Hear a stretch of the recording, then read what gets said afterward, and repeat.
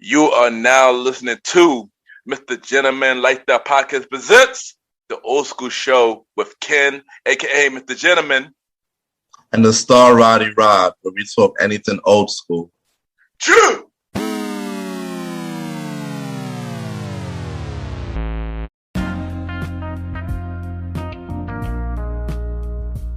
Yes, hello everybody. This is your boy Ken, aka MrGentleman, 1/4 of the Premier Podcast, and your host of MrGentleman Like That Podcast. Welcome to another episode of MrGentleman Like That Podcast presents the Old School Show. Hope all is well.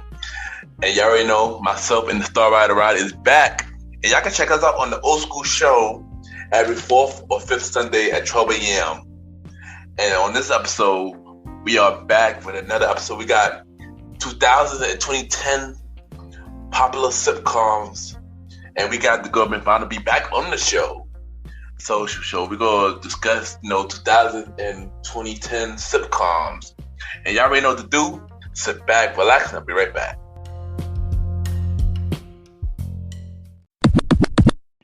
This is the star Roddy Rod, and you are now listening to MrGentleman Lifestyle Podcast.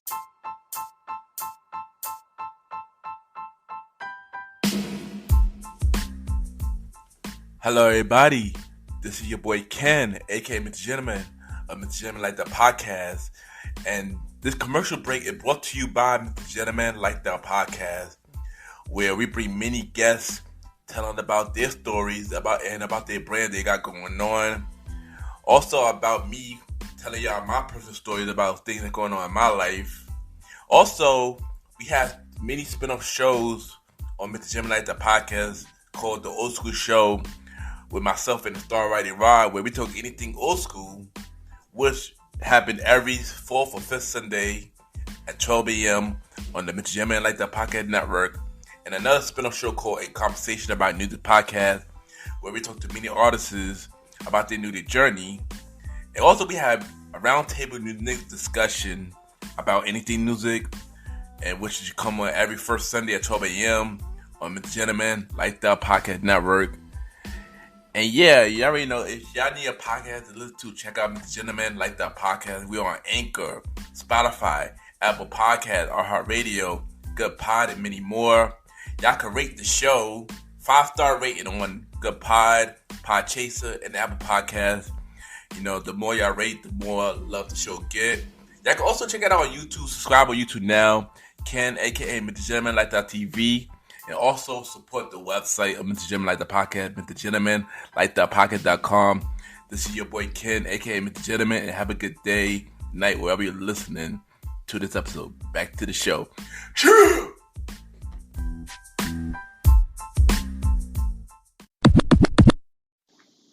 Hey, this is your girl Vanna Bee, and you're kicking it and listening to my boy on MrGentleman Lifestyle Podcast.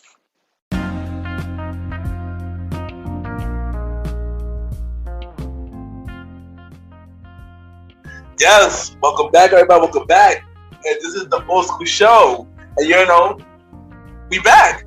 Old School Show is back. Episode 2 for the Old School Show, season 2. And and we got my co-host, you already know, the Star Rider Rod in the building, you already know. Star, welcome to the Old School Show. Yes, this is the Old School Show. We talk anything old school.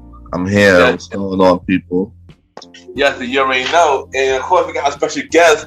She is a returning guest. She was just on the last episode where we talked about the 90s and the 80s and the 90s sitcom, and now she's back again talking about the 2000 and 2010 Miss Vanna Bee. Welcome back on the show. Hey, y'all.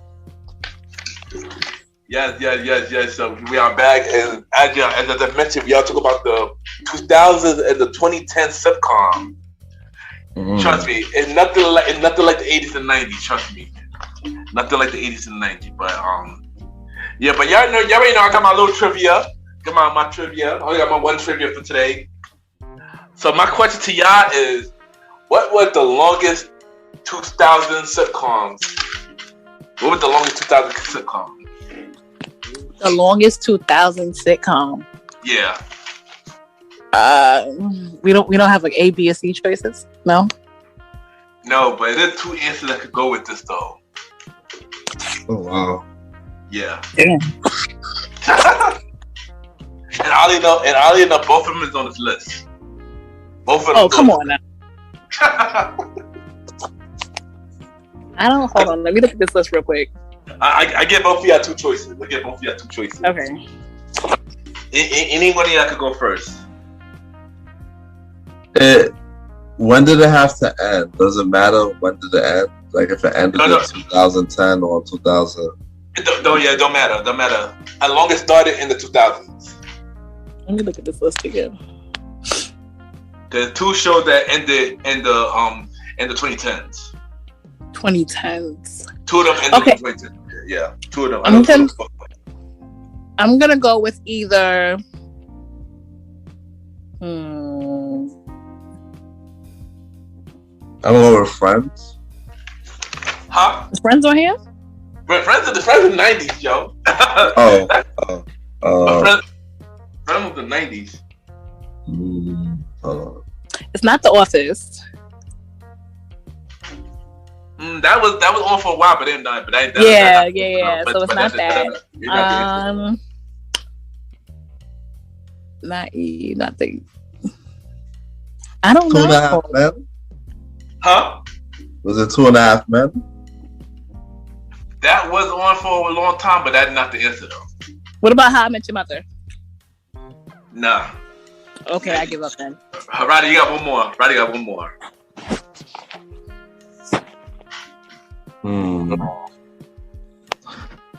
I give up. I can't think of the answer. Go ahead. All right. So the answer is The Big Bang Theory. Oh shit! Yeah. That show was literally on. That show was literally on for like the longest. And the second show, they didn't count the show because this show was not in America. The show was in Canada. Degrassi. Oh yeah, because they had all like multiple generations after Drake. But the Drake generation, but the next generation was 14 seasons. Wow.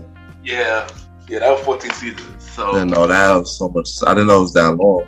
It was not long, son. It was not long. I didn't watch. Trust me. Oh, I literally caught up to the couple last seasons recently. I literally stopped after like 10. So just like everybody did. But what was your favorite sitcom for the 2000s and the 2010s? What was your favorite? And I could include this one too.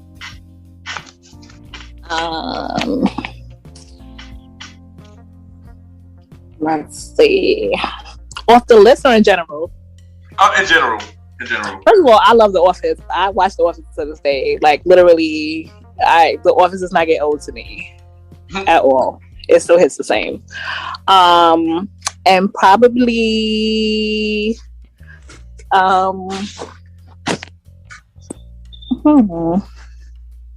But yeah, Bob's Burger still comes on. So I like Bob's Burger. That is my shit. Like, excuse me. That is my show. Oh, you could curse. You could yes, Bob's Burger, yes. What about you, Roddy?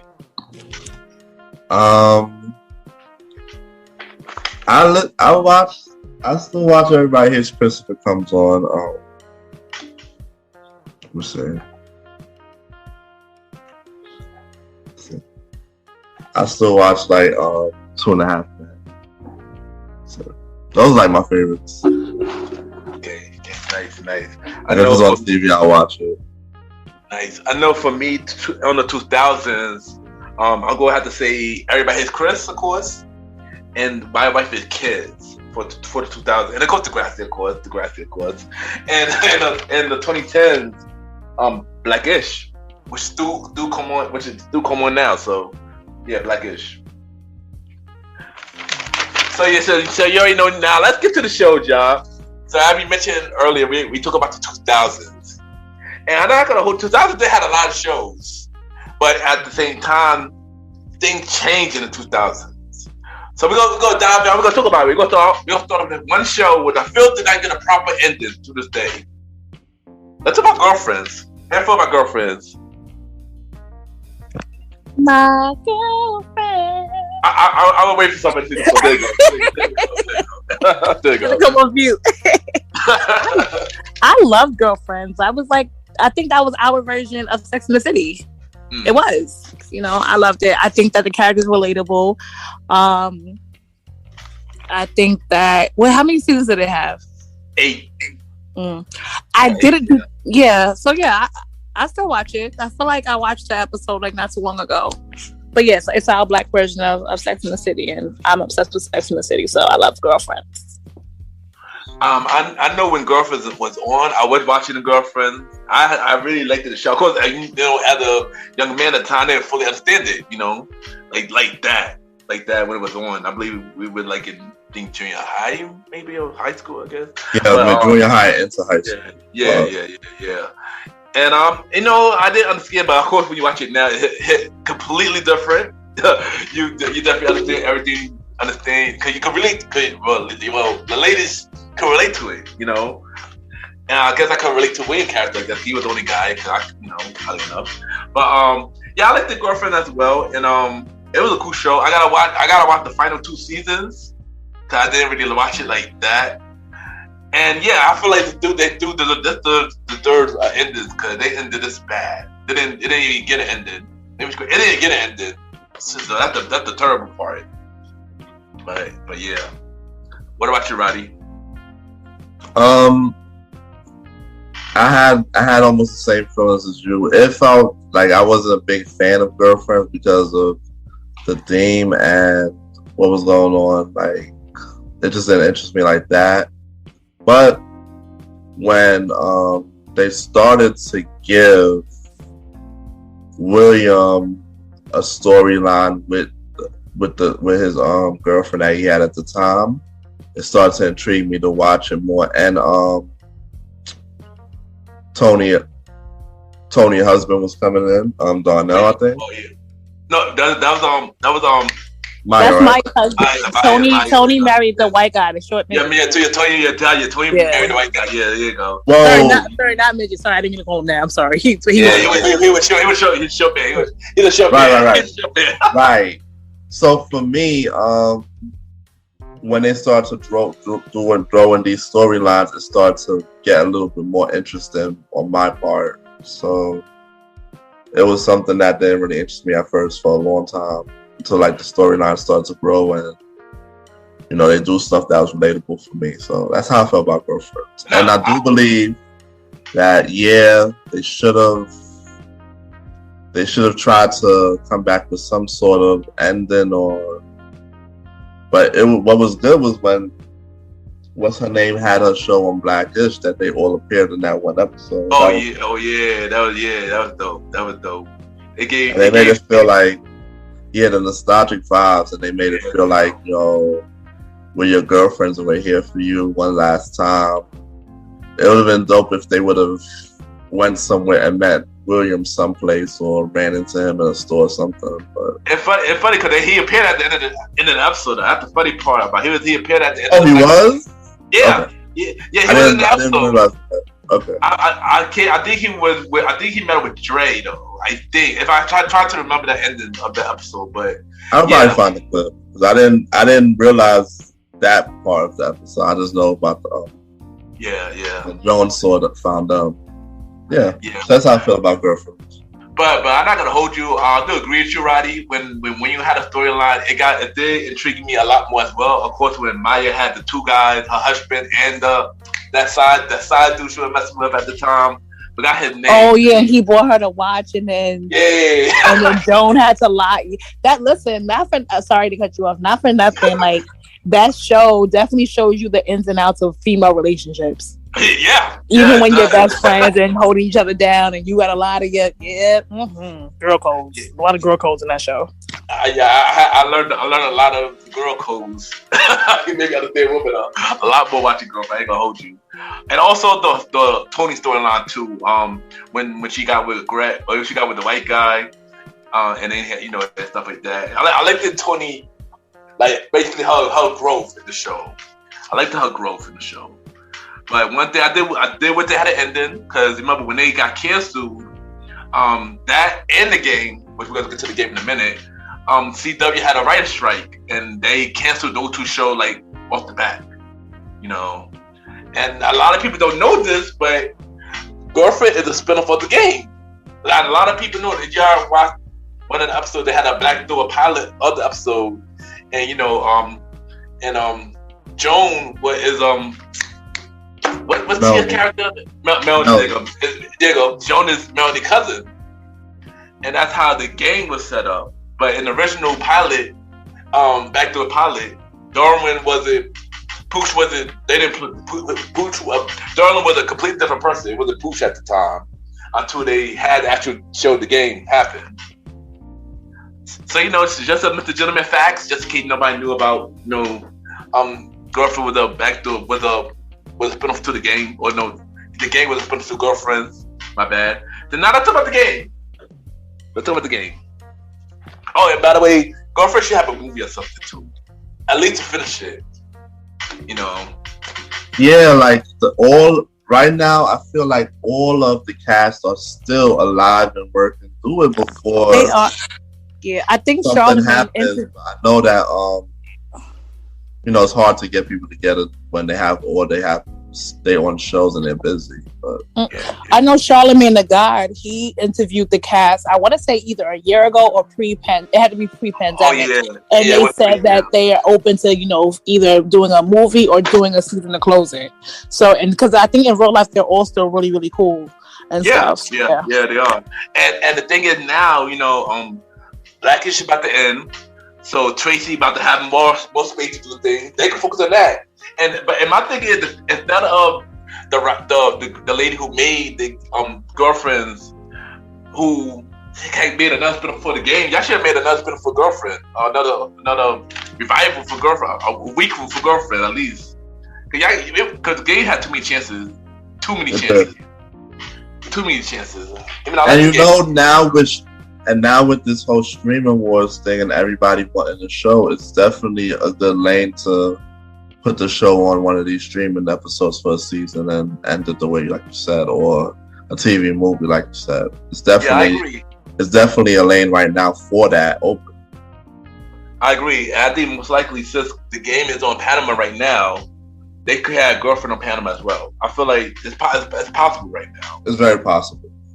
Yeah, but let's talk about the game now. How you feel about the game? Who knows first? Who wants to go first? Anybody could go first. The game was cool. I haven't watched the reboot of it.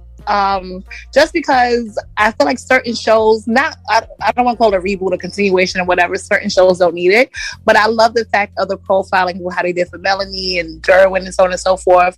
Again, it was relatable in the sense of the storylines, but it was a cool show. It did what it had to be done. The game, I love the game, man. I love the game. Of course, the first 3 seasons was dope.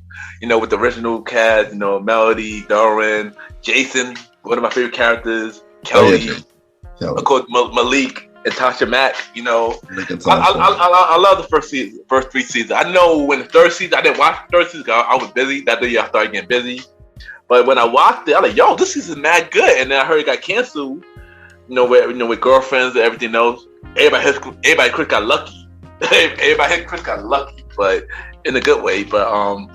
But yeah, that writer's strike, it messed up all those shows. And then when we found out the game got revived on BET, I was happy about it. But let's say that part for a little later. Roddy, how you feel about the game? I loved the game when it first came on. It was fresh. It was good. When it was on CW, it was good. It was great, And it's like they had a lot of story. They had a lot of relatable stuff with the sunbeams and the football and the stuff. But like once the storyline because really when you first started the game, Melanie and Derwin's storyline kind of ran the game. Yeah, it did. Then when that storyline kind of got shut down, it kind of like transferred to Jason and what's the wife's name? Kelly. There we go. It kind of transferred to Jason and Kelly Pitts, and then of course, since we already knew who Tasha was, and Malik, it was also like still running strong with them, but like after that, it was missing a voice, so it felt like they just was doing a little bit too much on it when it went to BT. All right, so let's talk about the BT version of the game. And I'm not gonna hold you. When I first heard about it, I was hyped. To do it. Many people were processes for the game to come back, and they got the game back. So they moved to BT. And how I feel about the BT version, the first 2 seasons of the BT version, I enjoyed it. Not like how I did the CW version, but I enjoyed it. But I do agree with you, right, that they were trying a bit too much. And then when Tia and Pooch left the show, and we had Brandy come in, which I love Brandy, by the way, and we had Lauren London, which I love Lauren London too, and my guy Jay Ellis. I don't know, to me it didn't feel this. It was a bad show, but it just didn't feel the same for me. It didn't feel the same at all. Yeah, but I do kept watching because I was a fan of the show, and I was a fan of all of them that came on the show. But I don't know, it just felt different. It just didn't feel the same for me. That was it. Nothing too negative. It just didn't feel the same for me. But what about y'all? How y'all feel about the BT version? Yeah, I believe I piggyback on what you saying too, because the BT version, it was something missing. It was like they was trying so hard because they like, okay, we got to revive the game. The game had this, the game had that, but it just wasn't hitting like the CW version. That's why the CW version was a better one.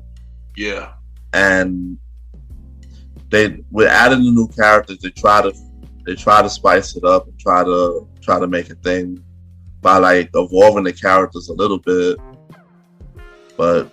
No, Alpha fan was watching out of the way, just like you. Here's the thing, like before Vanna speak, here's the thing, like they had the Empire effect. They had the Empire effect.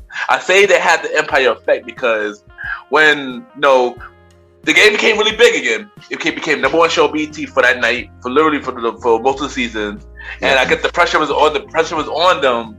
So still perform the same way. Thank you. Yeah. So tried to keep the same way, but I guess things change. I think as season change. I don't know. It just did for the. But when you add the way they was adding characters and the way they was writing the new characters, it was just like it was like they was messing with the baby. They was messing with the whole show. So it just was going in a whole different direction. That's how I felt about the BT version. Yeah. All right. What about you, Vanna? I'm sorry, what show are you speaking about? We're still talking about the game, but we're talking about when they went to BT.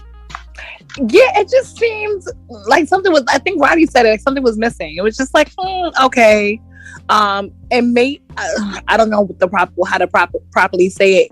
It got not ratchet. It just was like interesting. I mean, it still had that effect if you still watched it, but it just felt like something was missing, or maybe they tried to make it more, try to urbanize it more, or I don't know. That's definitely how I felt too.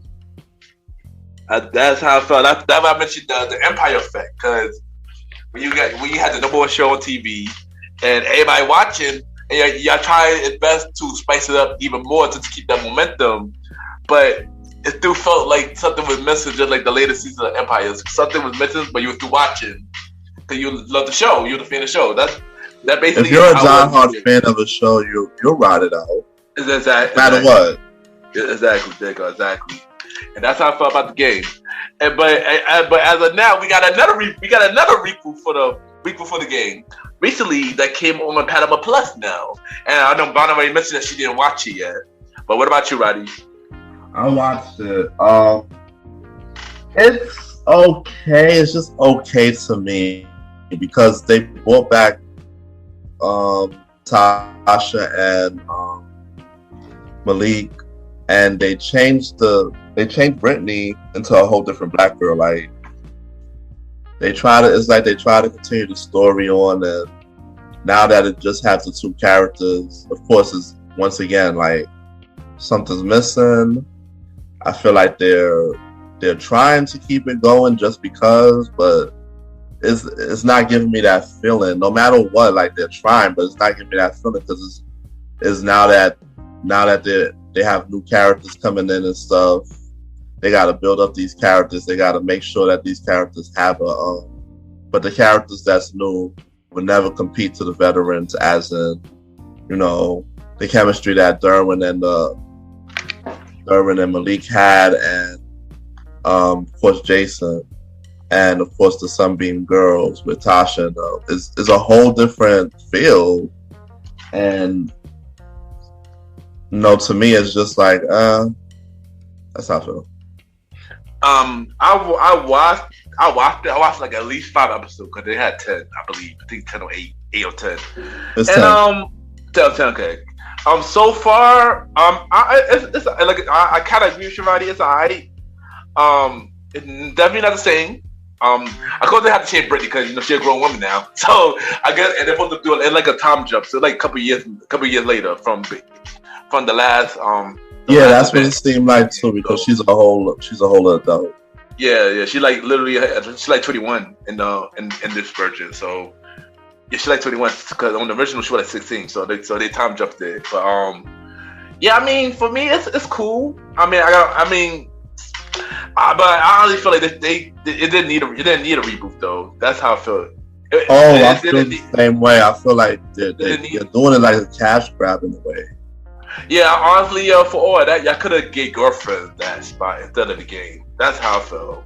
Girlfriend should have got that instead of the game. But maybe it's more hope now since Tracy is not doing Black Issue no more. So maybe it's hope that they could do it now. But we see what happened. Yeah. And yeah, let's just dive into the next show, man. Let's dive into the next show. Next we got 101. 101. That's what Flex Alexander and Kyla Pratt, right? Yeah. Yep. Black, and Old Boy and Bobby from Cousin Skeeter. Yeah. Yep. And yeah. I love that show. I love the fact that you have Flex as a single father trying to figure life out, how to raise his daughter, him juggling his career and stuff. I love the dynamic between what was the main character's name? The daughter's name? Rihanna. Wow. Rihanna. Yes.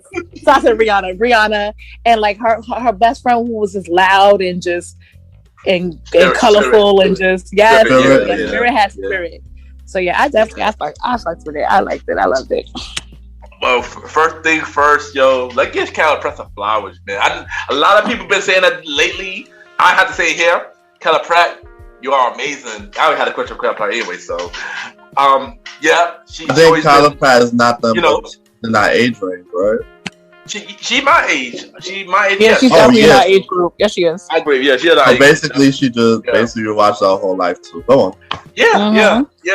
But shout out to Kyla Pratt, man. She amazing. And she got tagged her under this episode so she could get her flowers. Definitely, man. She had another show we're gonna talk about with her later, so, but we're gonna say that for later. But yeah, 101. I enjoy 101. Dope show. I enjoyed it. I agree with you with Vanna with the Flex as a single father. Shout out to Flex. I still can't forgive you for the Michael Jackson movie, but shout out to Flex. We don't have to talk about that. But yeah, I love 101 though. It's a dope show. I did upset how season 5 was though. But other than that, yeah. I like 101 is a dope show.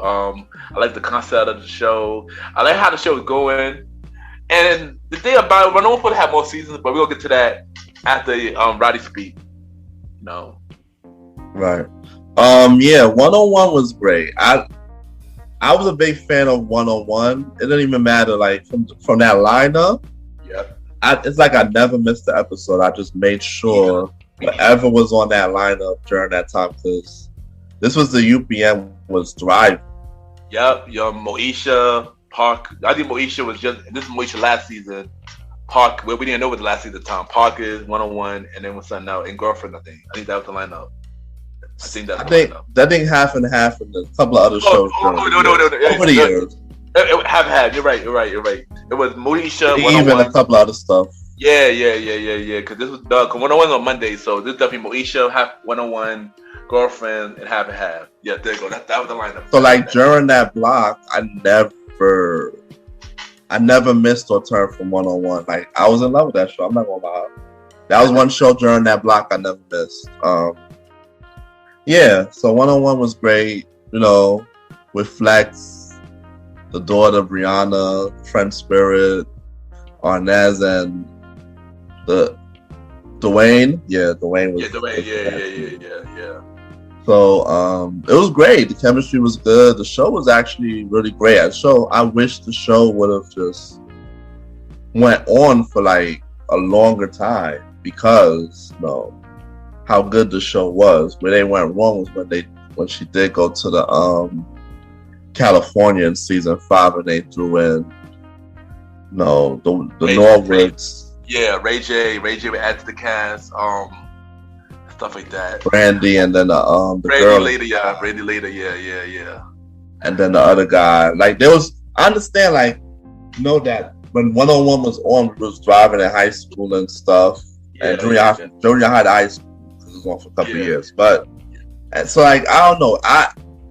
It turned me off because they was doing a little bit too much when they moved to that next thing, which kind of got it canceled. So hey. Here's the thing. Well, one, I agree. I didn't like the 5th season like that either. But of course, when when shows go to college, they tend to change the narrative completely. So you could. But yeah, I understand because whenever you go to college, you're not with your high school people anyway, or if you start a new job, it's the same.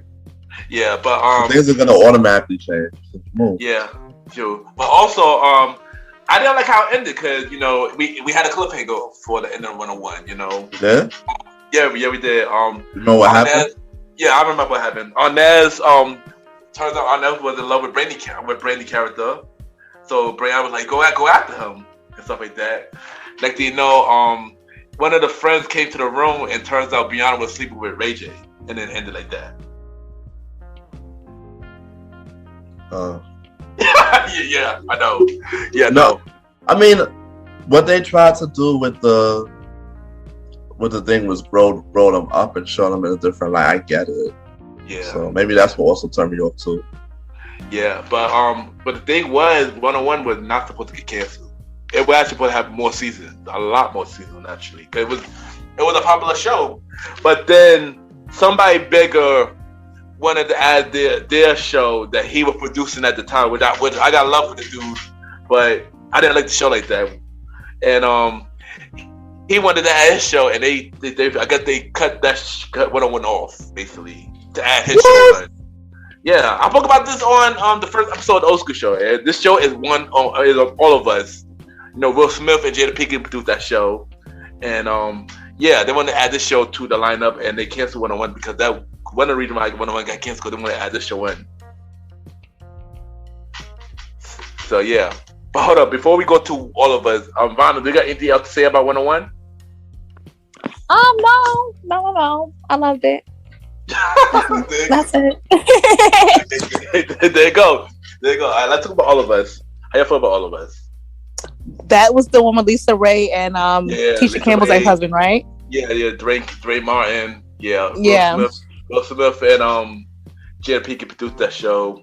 Yeah. Oh, because they were divorced and they had the co-parent and stuff. Yeah. I know I definitely watched it. Do I remember anything? I was like, oh my God, no. But I did enjoy the chemistry of the show and things of that nature. I honestly just can't remember like a part that like sticks out for me like that, if that makes sense.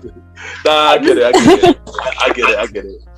I watched 101. I mean, not 101. All of Us, my bad. All of Us. It wasn't a bad show. I know. On the first episode of the Old School Show, I slandered the show because Mr. Sands was on the show. Shout out to the bro, Mr. Sands.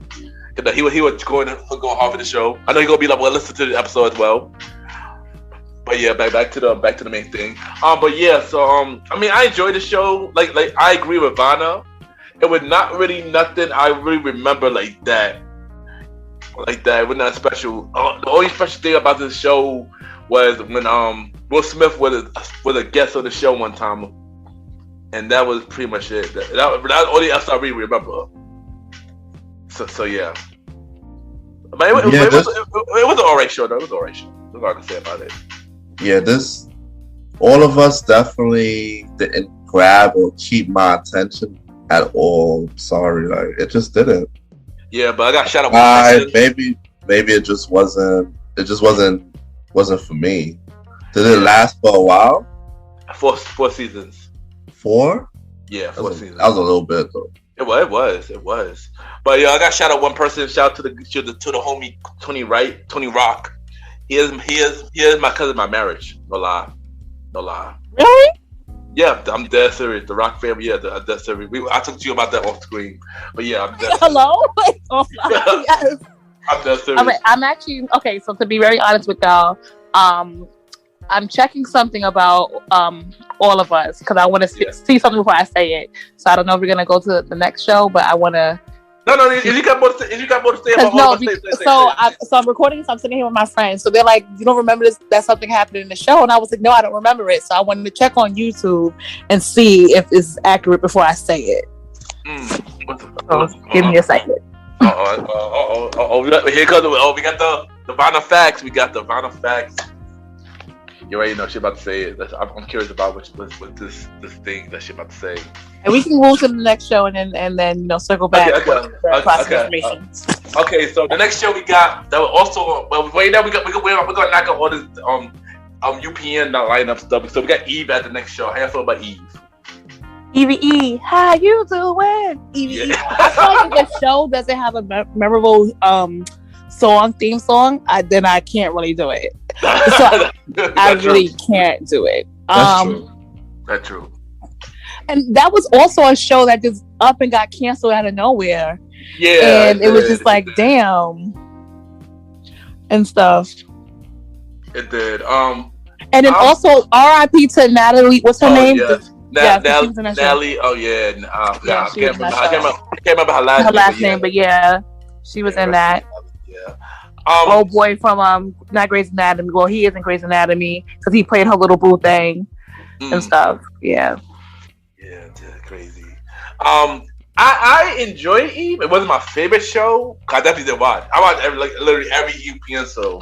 But I enjoyed Eve. It wasn't my favorite show. I mean, I like the first season though, but it wasn't a bad show. It just wasn't my favorite. I feel the same exact way, but about the Eve show, like it was. I just couldn't fall in love with it, but I will still watch it because it's on. Yeah. I do watch it too. But I do like the theme song though. Eve, Eve that theme song though. But yeah, I mean, yeah, I just wasn't feeling Eve like that, like the show like not that. Her body. And I feel like she next to Queen Latifah, she's like one of the second female rappers to have a show. Because we have Queen Latifah, Eve. I don't remember any other female rapper having a show also. Ah, that's true. Now that I think about it. Yeah, I don't remember. I don't remember either. Anyone else having a show. Me either. That is true. You might be right. That might be it for the female rappers for now. Yeah, that's true. Wow. But the way things are going now, sadly, they might bring that back because a lot of the lane is open. Yeah, I mean, you remember? Look at Queen. There's a lot of the Eve. Queen was definitely good. Yeah. Stuff like that. Yeah, I feel like, but the lane is definitely open though. The lane is definitely. I'm pretty sure more people did it. I just can't.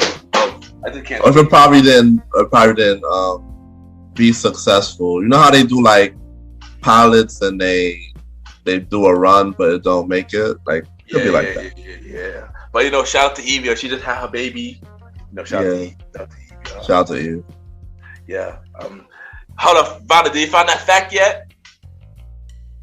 So, apparently there was an episode, and I had to watch it and be reminded of all of us when the little boy was at a birthday party, and him and a white child are playing a card game, and whatever they're playing Goldfish. So apparently, the little boy he goes, Goldfish. He's like, Goldfish, nigga. Oh yeah, So now so I had to verify because I was like, wait, is that just a meme? But now I do remember that episode. Oh yeah. And like everyone's looking at him, looking at Lisa Ray, like, what the fuck? Oh yeah, I remember that episode. Now I think I actually just remember that episode now. Right? See, yeah. So that's why I had to confirm. Yeah, I remember that. He said, "Go, nigga." I think I saw that clip like not so long ago too. That's the funny thing about it. I just don't remember. Yeah, that's why we have to look for it. That's why I was like, wait, give me a second. We gonna find it. There you go. Damn. There you go. I forgot about that. Thank you for that fact, Vanna. Thank you for that fact. All right, next we got half and half. How you feel about half and half? With the two sisters, right? They had the same father but different mothers. Essence, and I forgot the other young lady's name. Again, Essence, she needs her flowers too because she's been around forever. She's Louise, I love me some Essence, yo. Yes, she's beautiful. I liked. You know what I liked about it? I think I liked it because, thank you, Essence Atkins. Yes. Yeah, there you go. I liked it because I liked the dynamic about. Oh, and then Rachel True, yes, Shorty from the Craft, yes. Don't forget Rachel from Fanny Matters too. Aunt Rachel, yes. Aunt Rachel, yes. Aunt Rachel, there you go. Because you know what I liked? I liked the dynamic between like half siblings trying to like foster a relationship and like figure each other out and being two complete opposites, like quirky or whatever. Yeah. And then you have the bougie side, and then the two moms couldn't stand each other. And then when Essence's mom got pregnant with the baby at like 100, it was just like, what is happening? And also the dynamic with the guy best friend, I forgot his name. Oh yeah, shout out to him. Yeah. Dude talented. Shout out to him. Chico Beeman, Spencer. There you go, Spencer. Yeah, Spencer. Yeah. It was definitely a really like cute show. It's one of those like if I had I have a sister in love, but if I had a sister, I feel like that would be our relationship. That would definitely be it. Like it made me want a sister. Yeah, shout out to that sister you're talking about. I think I know you're talking about. Shout out to my sister. Hey, sissy. Every time my sissy out. I also have my Danielle too. So wait a minute. Shout out to Danielle. Shout out to Danielle. Big job. Maybe yeah. But yeah, half and half. I enjoy half and half. I didn't watch it a long time. I know it's on Netflix, but I didn't watch it a long time. It was a cool show. Like I said, I love Essence. You got Aunt Rachel, the mother who was in the lady who was in Jumping the Broom, messy as always. Shout out to Chico. Yeah, it was a good show. I like half and half. What about you, Roddy? I liked half and half. What drew me when the show dropped though was the amount of star power they had on the show. That's kind of what drew me at first, and then when I realized it was good, I just kept watching it. I was into it. I just wish that it was more of a syndicated show over the years because it's very hard unless you have Netflix now. But it was very hard. For some reason, I realized I was in the syndicated everywhere, like everything else. Yeah. How many seasons do they have? I want to say 3 or 4. If I'm not mistaken. About it, if you could get that fact for me real quick. I think it's 3 seasons or 4. I'm gonna say 3 or 4. It's in between that length. Does anybody else got something to say about half and half? Okay, I got it. 4 seasons, y'all. 4 seasons. Okay. I'm sorry. I try to be on my Googling stuff. No. Yeah, it was an alright show. I just wish it was a little bit more celebrated. Yeah, I mean, yeah, it was cool. Did they get canceled or was it ended? I think it got canceled. Yeah, I think it got canceled. I'm not 100. I feel like it got canceled. Yeah, I agree. Because it looked like a show that could have went on for a little bit more. Yeah. Here's the thing. You have to think about this. Because around this time, UPN was ending anyway. So, got it. Yeah. Remember where UPN, all the show was going? So, so you remember, Girlfriend, I moved to CW. Yeah, it was canceled. Because it was bought, right? Yeah, it was brought. Yeah. They merged. Yeah, because UPN, it wasn't a Earth. I forgot. Hold on. Let's see. Yeah, because either they merged or they somebody. It was replaced. Yeah, it was replaced by the CW. Yeah. CW. Yep. Yeah. Dang CW, man. And then they making money now. And now CW getting brought now. I didn't know. Oh, it is? Yeah, they getting brought. Uh-huh. Well, once I get some more info on that, I'll let y'all know. But yeah, it's definitely getting brought. Yeah, so UPN wasn't actually black owned, but it and so people did nickname it the Urban Network because majority of the sitcoms were black cast, and then once it got bought by the CW, then bye, like we basically, and it took and CW took Girlfriends, and everybody hate Chris with them. So yeah. Remember, everybody hate Chris and Girlfriend with on okay, so hold on. So Half and Half got canceled. Okay, I got my extra Googling hands on. All right, Savannah fact of the day. I get it. So it was on WB's first draft lineup in March 2006, but the show ended production due to the CW's contractual agreement to resume shows like Reba, All of Us, and The Game. Got it. Yes. There you go. There you go. That's your Vanna fact of the day. Yeah, that's how because that's how but good thing that the lineup also everybody Chris was on that lineup too, but they didn't get canceled. They ended, so that's good. But Chris Rock was smart. But we're gonna talk to everybody. Chris would get to it though. Next we got the Bernie Mac show. How y'all feel about the Bernie Mac show? R.I.P. Uncle Bernie. R.I.P. Uncle Bernie. Definitely, man. Oh my God, I love that show. I love this show when he used to make the stand-up jokes about his nieces and nephews and muggy cookies and shit. Oh yes, but but that show was hilarious, and I also feel like the Bernie Mac show talked about certain topics that was spoken about, but really into. So even like he was very transparent with I think his sister had an addiction, I believe. Yeah. And so just being transparent about having those conversations and raising, your nieces and nephews. And I remember Vanessa having, the whole, why am I dark skinned type of thing. And I loved it. And then baby girl that could do no wrong in Uncle Bernie's eyes. And then what the fuck? Uncle Bernie! Uncle Bernie! Yeah, but I definitely, I think is it on Netflix? I don't think it's on Netflix. I know what it might be on Hulu. Yeah, that's what I'm thinking. Hulu. I feel like Hulu. Yeah, I feel like Hulu could be the choice. I think Hulu as well. Yeah, I think Hulu. The Bernie Mac show. I enjoyed Bernie Mac show. It was really funny. Jordan was my favorite character. He was funny, but Jordan was just funny, man. He was always into some shit. He was exactly. Uncle Bernie, can I go outside? Uncle Bernie, why Uncle Bernie? That was the Bernie Mac show was a funny show, man. I know when it was on air, I couldn't watch it because too much stuff was on. Too much stuff at the same time. It's hard when you put LD black shows at the same time. It's hard to watch one. So I had to watch Bernie Mac a little later, but it was it was a dope show. I enjoyed Bernie Mac though, man. Rest in peace to the legendary Bernie Mac, man. What about you, Roddy? For Bernie Mac show, I enjoyed it. It was an A+ for me. I watched almost every episode back then. Like it was one of those shows I watched every episode too. So I love Bernie Mac and all the kids, Vanessa, baby girl, and of course, it was crazy. And then Aunt Wanda. So it was a nice show. Yeah. That's what I said. And the thing about the Bernie Mac show was funny that he only had low key cameos for people. Like cameos out of nowhere though. Like that random though. Like one episode saw Stone Cold there. Like Stone Cold was on one episode. There's many people, but the guy who played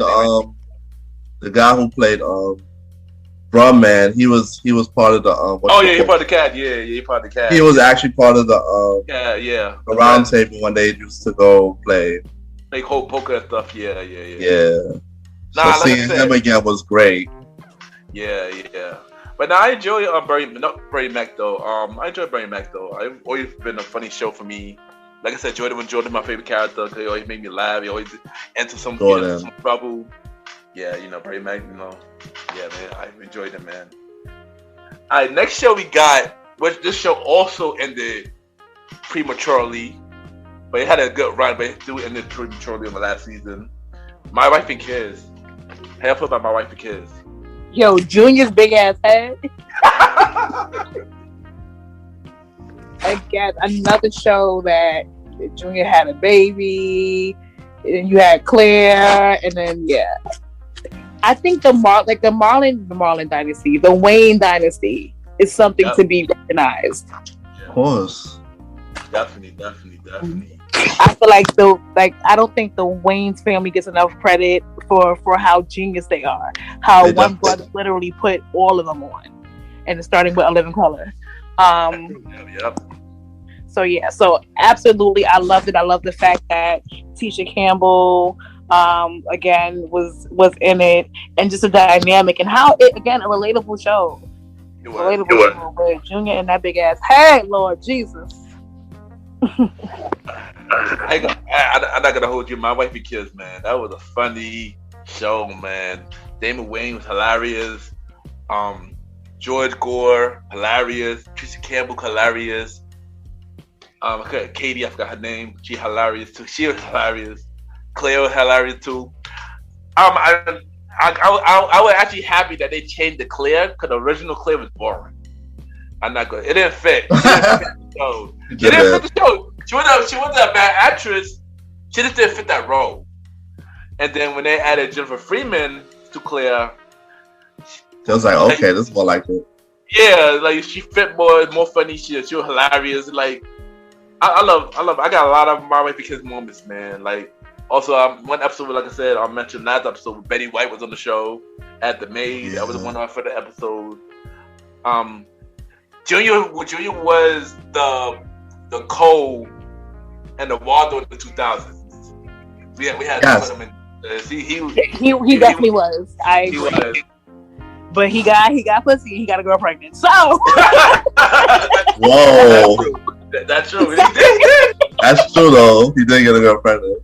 Sorry to be so transparent and stuff. But I like, so just to go back with the Claire thing, like I like the fact that when they switched her, they tried to make a joke. They wrote a joke in about her, like, yo, you okay? You don't look the same or something. I was like, yes, we realized. Yeah, I did the at least the it's almost like because I want to say Jennifer Freeman and the first Claire, they favored each other. So it's like, okay, well maybe they did switch. When they did Aviv, they just completely switched to Aviv. Yeah, but I feel like the switch was actually a good switch because Claire had more personality when they switched her. They had more personality. I know the reason that she got taken off the show because the original Claire mother, she didn't like the scheduling. She said she couldn't do it because she had school and stuff. So she said that I had to pull her from the show. So that's how they made the replacements to that. And also, don't forget Megan Good was on the show for a while too. Yeah, she was. Before they switched her, Megan Good was on the show too. And and hold on, before I continue, Roddy, how you feel about the show? My Wife and Kids was actually a funny show. I watched most of the season. I feel like it went on for a while though, right? 5 seasons. Oh, it felt longer than that, but it was very good of a show. Like they always kept you laughing. The stories, William was also being the next Colin, Waldo, and it was a very good show. They did their thing on My Wife and Kids. Nah, they did. And don't forget the homie. No, don't forget the homie Franklin, man. Don't forget Franklin, man. Oh yeah, that's Franklin. Isn't he the guy on All American now? Yes, he is. He's an All American right now. Yeah, he's an All American right now. And time flies, boy. Facts, yo. He's on All American. Katie had got a baby in real life now, and she also on a BT show when Gay People Play. Jeez, we old, yo. She's on there? Yeah, she's on there. Yes, she is. I was watching Games People Play. That's her? Yeah, that's her. Yeah, that's her, man. That's her. That is her. Like we grow up with these people, and it's like when you see them on one show, and then you're like, wow, 5 to 10 or more years, you see this person on another show, like, but it's so long that you just don't recognize them because their body changed and they were child stars when they was on these other shows. Yeah, that's crazy. In fact, she got a kid too, so they're like, well, geez Louise, yo, we are old, yo. Geez Louise. But I'm gonna talk about how the show got canceled though. Well, last season, the last person, the cliffhanger on the final episode. I'm trying to remember. Don't forget Tony too. Tony is a funny character too. Tony, he's a funny character as well. I remember on the final episode that I believe Michael supposed to get his tooth tied, supposed to get something tied, so Jay won't get pregnant again. And Michael lied that he said, "Oh yeah, yes I got tied." Vasectomy, I probably said it wrong, but vasectomy, yeah, he about to get that, have surgery on that, and he said nah, and next thing you know, in the end of the episode, Jay like, guess what, I'm pregnant, and then it ended like that. I was like, dang. So I like. So did that show get canceled? It got canceled, yeah, it got canceled. I don't remember why it got canceled though, but. I don't remember what they. I wonder if the ratings dropped for that show. I hope not, man. Because that was a dope show. I mean, they could have at least had one more season or at least one more episode just to end that storyline up. The right way, right? The right way, yeah. But yeah, but I enjoy my wife and kids, man. Like I said, what Vanna said earlier, the Wayne dynasty, man. The Wayne created a legacy, man. And the fact that George Gore. He's a friend of the Wayne, so I believe that the Wayne helped him out get that role. So that's another thing. So that's dope. And yeah, because they had a spin-off show on BET for a little bit with the next with the younger generation, and George Gore was all in that show. Yeah, I don't know, Generation Wayne's or something like that. Sadly, it got canceled after one season though. But yeah, yeah. Vanna, anything else you got to say? No, nope. There you go. All right, next show we got is the George Lopez show. You know what's funny? I think I watched that show. I watch the show more now because it's like on like not Nick at Night, but like on the late night than I did when it was actually on. And because I don't know why I thought it was corny when I was younger, but it actually is funny as hell now that I'm older. Like he's hilarious. Nah, I watched it when it was on. Cause I think it came on right after My Wife and Kids. So I just started watching it. Oh, now Joe Lutton, that show was hilarious, son. George was funny. His mother, the lady who played his mother, was funny. Oh yeah, she was. The lady that played his wife was a baddie. So yeah. I enjoyed the Joe Lopez show, man. I don't know if that ended. I think that ended, but yeah. Well, how you feel about the Joe Lopez show, Roddy? I'm on the same thing with Vanna. It wasn't a show that I watched during the syndication run, but I picked it up later when they had the Nick at Night lineup and it was doing it on there, and it's not a bad show. It hits me a little differently, but after watching a couple episodes, I started to really get into it. If it was on and I was somewhere else, I'll watch it. Yeah, I'm not gonna lie, but I do agree with Vanna though. I just thought it was a little corny too, but I just started watching it. I'm like, yo, when it was on.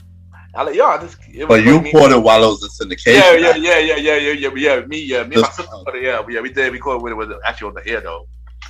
And yeah, but either way, there was still. I do thought it was corny at first, but it was man funny though. I'm glad I caught it when it was on. I don't know where I can watch it now, so that's the thing. But yeah. All right, next show we got is What I Like About You. Have y'all seen this show? Wait, is that the one with Helen? The shorty from the Twister, from the movie Twister? Is that show? No. Okay. Do you remember Amanda Bynes, who was on all that, and she had the Amanda show? Oh yes. Okay, yeah. This her show. Skip me. Come back to me for the next one. All right, what about you, Roddy? So, it was a good thing for to see Amanda grow up in the show, but it didn't hit for me like that. I tried, it just didn't hit for me at all. Maybe it was because it was more of a female-centered show. Like when you really truly watch it, the issues were more about what females was going through. Yeah. So this show didn't hit for me, and that's just it. I mean, I watched this show because I had a big crush on Amanda Bynes, so I definitely watched it, and it was a cool show. It was a more female show because about a little girl who moved in with her big sister and stuff like that, and she lived in. So the topics of the stories was definitely geared around. It was definitely. It was more of a woman's show. Yeah, like more a woman could relate to it. Also, like, cause my guy was in this show. My guy Jonathan Wesley. He was on City Guys. He also was Sweetness from Robound. So shout out to him. He like Jonathan Wesley. My guy. Yo, I want to see him on screen more. Yeah, me too. Yo, shout out to him. He liked my posts when I posted. Oh, really? City. Yeah, he liked the comment on it. When I posted City Guy, he just put a praising hands emoji. Oh. Yeah. I was shocked we did that.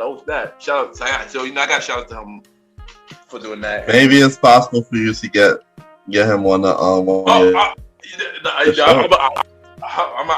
be like Vanna right now. I gotta tag him on the episode. Yo, shout out to the homie Wesley. Yeah. Wesley. What's the name? Wesley Jonathan. Yeah, Wesley Jonathan. Yeah, I gotta get his name right, man. You have an open invitation to come speak with MrGentleman Lifestyle. Facts, yo. Sweetness. Y'all watch Robot. Y'all know. Y'all watch Robot. next we got Malcolm in the Middle. Life is unfair. Oh my gosh, I was in love with yeah. I love that show. I watch Malcolm in the Middle, man. Oh man. Malcolm in the Middle was great. Like, and what intrigued me about that show is the time period that it dropped was perfect for us because we was around that age with facts. The brothers, and then you could relate to the older brother Francis going to the military and barely hearing from him and stuff like that. Facts. And it was, but the mother Lois definitely ran the house. Yeah, yo. Oh my God, yo. That show was hilarious, yo. Freaky Moon, man. Yo, like it's a friend. Especially with the friend who was in the wheelchair. The wheelchair, yeah. Oh my God, yo. The show was hilarious. And his father, when they started to pick up on their characters, it was just so funny. No, it was hilarious, yo. Like I used to watch that show faithfully, man. Me too. On Fox. I can't remember what day it was on. I feel like it was on a Sunday, but I think it was with the Sunday King of the Hill and Simpson lineup for a while. Family Guy, it was 9:30. It was on that 9:30 slide. On Simpsons, King of the Hill, Family Guy, and then Malcolm. Futurama when it was actually still airing on. Oh yeah, Futurama was on 7:30. Yep. So it was actually still Fox. Yeah, even I hated the little brother though. He was very annoying. I cannot stand the little brother though, man. The little brother was very. Louis? Yeah, Louis. Dewey. Yeah, Dewey. Yeah. He made the show funny though. I mean, he was funny. He was funny annoying. He was funny annoying. But I do hate it. But my favorite character wasn't Reese because he'll definitely try to get them in trouble. Oh my God, Reese was a fool, yo. Reese was a fool. He'd always get them in trouble no matter what. He'd be the one to get them in trouble the most. I definitely gotta watch Malcolm in the Middle now. I believe. I'm gonna say it's Hulu. I say Hulu. I could probably watch. It's possibly on Hulu. I was thinking Hulu. Yeah, but Vanna, how you feel about Malcolm in the Middle? Life is unfair. Vanna, I'm sorry. I was trying to get mute. I'm sorry. So don't hate me, but I don't think I really watched Malcolm in the Middle like that. Again, there's certain shows that when they came out, I didn't watch them, but now if they come on like whatever channel I'm watching, or if it's on Hulu or something, or Roku, whatever, I might watch it. So again, I think I've seen things here and there, but I didn't watch it. I'm sorry. I'm wrong for that. No, I told you. This something you gotta watch. This is not funny. This something you gotta watch. It's not funny, though. I'm pretty sure you'll be dying watching this. I'm not even gonna lie. You'll be dying watching this. But that's the show. I'm about to call him Frankie Moon. That's not his name. Frankie Moon. That is him, right? Yeah, that's him. Yeah. Okay, because it's crazy because random thought. He's actually in an episode. So one of my other favorite TV shows is Criminal Minds, and there was an episode that he was on. I'm like, I think that's the boy from Malcolm in the Middle, but I couldn't remember. So yeah, but I know his face. Oh, the thing about him around that time, the show. That actual role made him famous. He couldn't get away from being Malcolm in the Middle for a long time. A long time. And which is crazy because if you look up the episode of Criminal Minds that he's in, like that he tried to be like this crazy killer, and I'm like, sir, that's not you.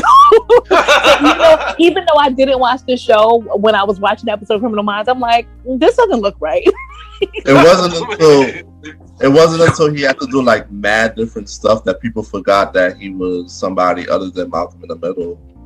Yeah, I heard a rumor. I don't know if it's true. So I say this as rumor that apparently he lost his memory. I don't know how true that is, though. I heard rumors that he had short-term memory loss or something like that.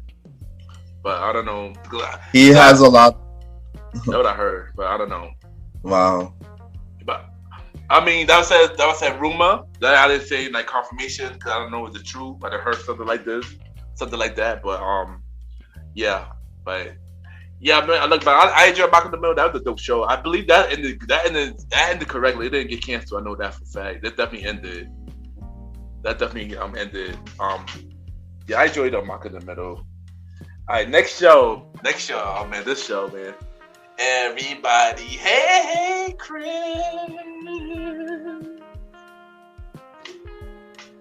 Mm-hmm. There you go. How y'all feel about that? I know that's terrible. Which show?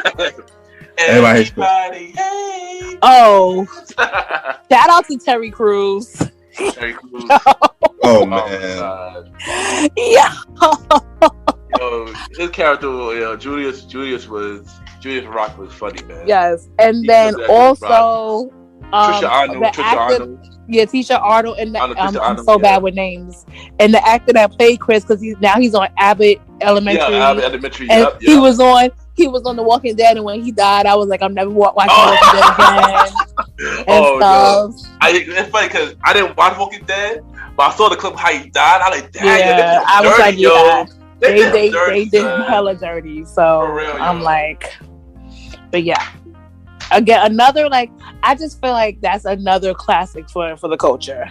Everybody hates Chris. No, it definitely was, yo. When I watched Everybody Hates Chris, I never miss an episode, yo. I didn't never miss an episode. I used to love that show, man. I enjoy every character. They did every character right. Yeah. Shout out to Paige Hurd, man. She doing, she was on that show as well. I enjoy Everybody Hates Chris, yo. What about you, Roddy? I love Everybody Hates Chris. I watch every single episode, and I still watch it when it comes on. I don't care what I'm doing. If it's on TV, I'm watching it. My favorite, everything about Everybody Hates Chris, I loved. The comedy, it was very, very, very funny.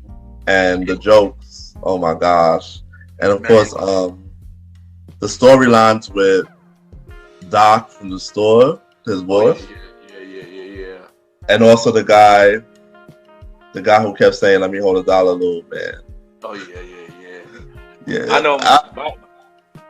Of course, Julius is another favorite character. Oh so. yeah, definitely Julius. What was crazy is that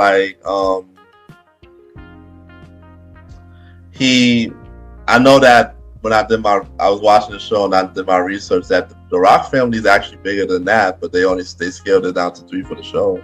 Yeah, they are bigger. Yeah, it is bigger than that. It is bigger than that. I mean, like I mentioned earlier, you know, we somewhat related to them, but yeah. One character that always make you laugh, yo, the dude that played Malvo, man. Malvo, the one who was in jail, he keep coming out of jail. Him? Yeah. Yeah. Well, rest in peace to him, man. He died too, man. Rest in peace to him, man. But yeah. But everybody Chris was a dope show. Like, I enjoy every episode. I do have a favorite episode. I know the one when he got the basketball team was funny. And everybody thought he could play basketball because he was black. But we got on the basketball court, he could terrible. Oh man, nah, for real. I love Everybody Chris. You know, Everybody Chris was like one of the biggest show on CW and UPN. So that's why they when they would cancel all those shows, they couldn't cancel Everybody Chris because that was their biggest show and stuff like that. So it ended on a good way and stuff like that. Yeah, man, Everybody Chris. And the thing about Everybody Chris could continue. Everybody Chris could have continued if they really wanted to, but Chris Rock was like, nah, yo, I ain't continuing that. I'm pretty sure he had a good storyline there. Yeah. I mean, I'll say that it could have continued if they really wanted to. He could have continued to make. He could have made more seasons if he wanted to, but he chose not to.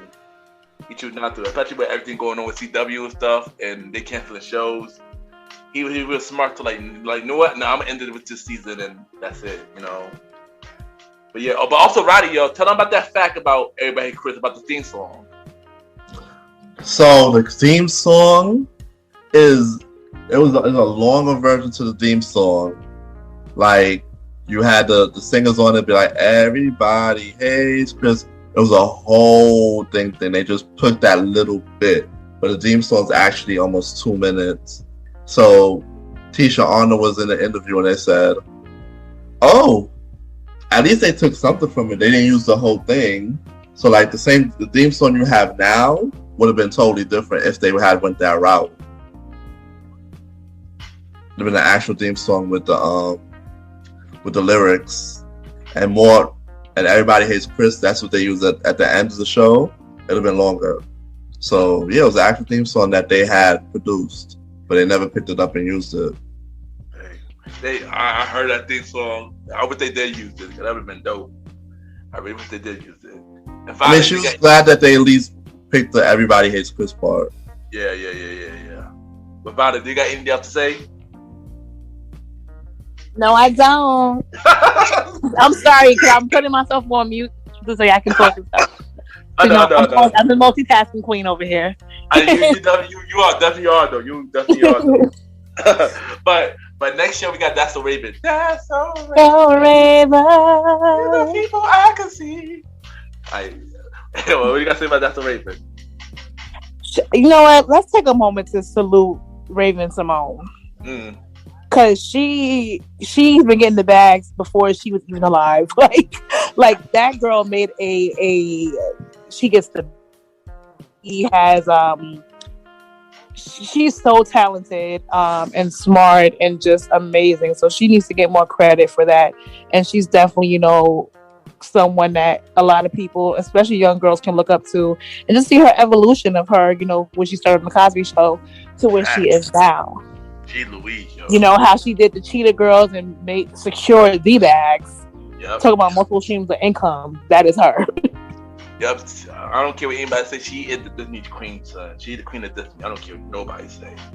And when this show was on, she definitely was. She claimed it, and she really did though. But That's So Raven. I enjoyed That's So Raven. It was a dope show. It was a very different concept, you know. Yeah. What they did with the show, and yeah, I enjoyed That's So Raven though. What about you, Roddy? I enjoyed That's So Raven very much.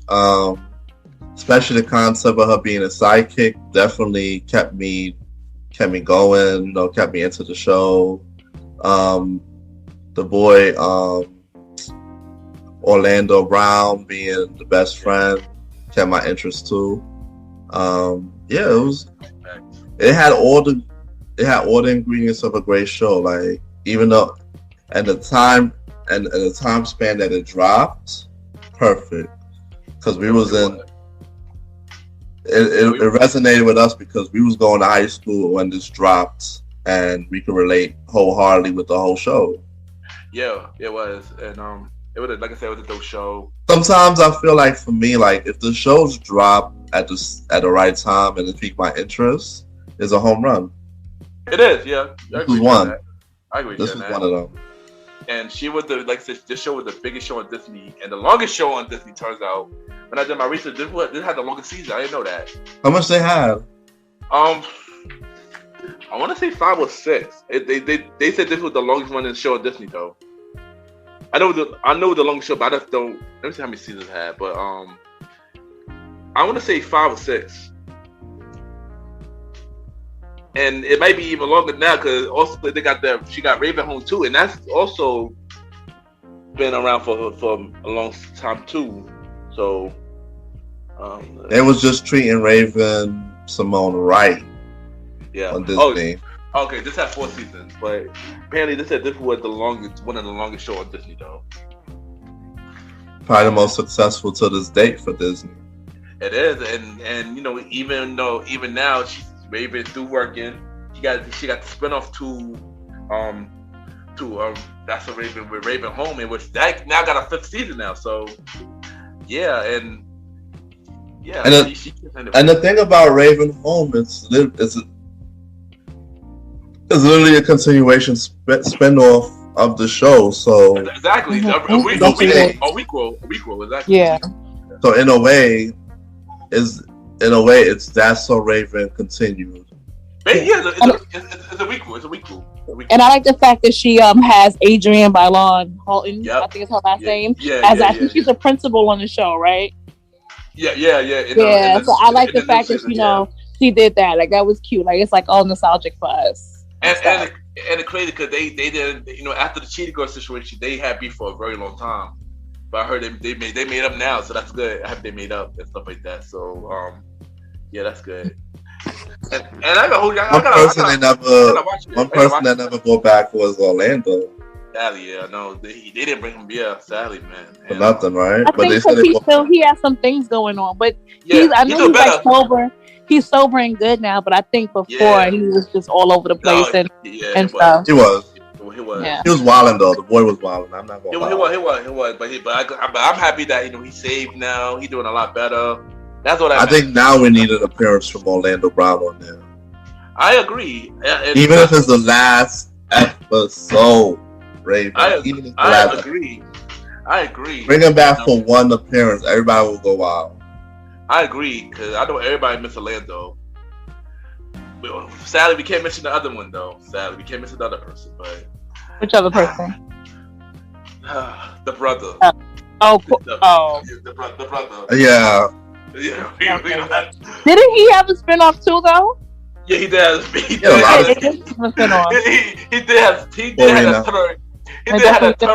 that terrible spinoff.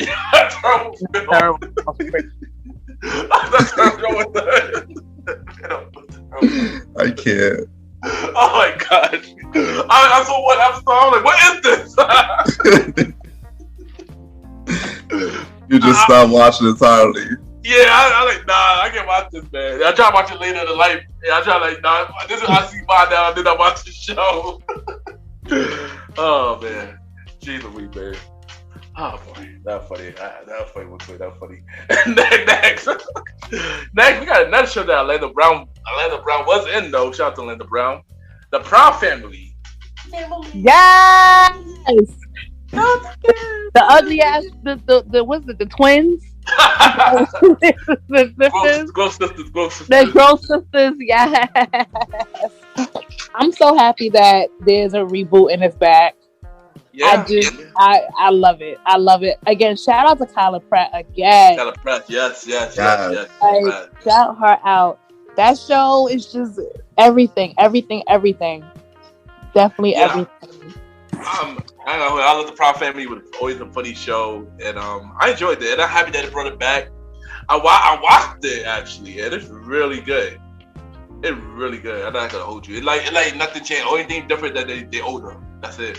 Pretty much the same feel. They took the older and try to make it more up to date. But yeah, that's they kept the same feel. That's great. Yeah, they kept the same feel though. Yeah, they kept the same feel. It's them older basically. And then I ain't older by that. Cause I don't remember what age was they when the original show was out. Like, not they had to be like junior high, 8th grade or 9th grade or something. Nah, cause now they 14 on the reboot. So I talk about on. And I ain't talking about the real life. I'm talking about the characters. No, I'm saying it probably was like 8th grade. When you're in 8th grade, you're like 12. Okay, 8. So I guess they're in high school now then. So they 14. Yeah, basically. So they're in high school now. So yeah, I mean, so far pretty cool for first 2 episodes. So all the voice actors are back. Yep, except for Orlando, but they did show Orlando character sticky face. Oh, my bad. If you did see the reboot, my bad. I said enough. I won't say no more. But watch it, y'all. But how I feel about the Proud Family, though, the original show, though. Roddy. Proud Family was a home run. I loved it. I watched it all the time. I love all the characters. The singing uncle. Yes, Cedric. Shout out to Cedric, yo. And I didn't know that was Cedric the Entertainer who's voice. That was Cedric. Yep, that's Cedric, yo. One of my favorite characters. My favorite character. Sugar Mama. Sugar Mama. Yes. Oh, yes. Sugar Mama reminds you somebody. Sugar Mama. Yeah, Sugar Mama, man. Sugar Shout Mama. out to Destiny's Child and Solange for the theme song. Yeah, that's the theme song, of course.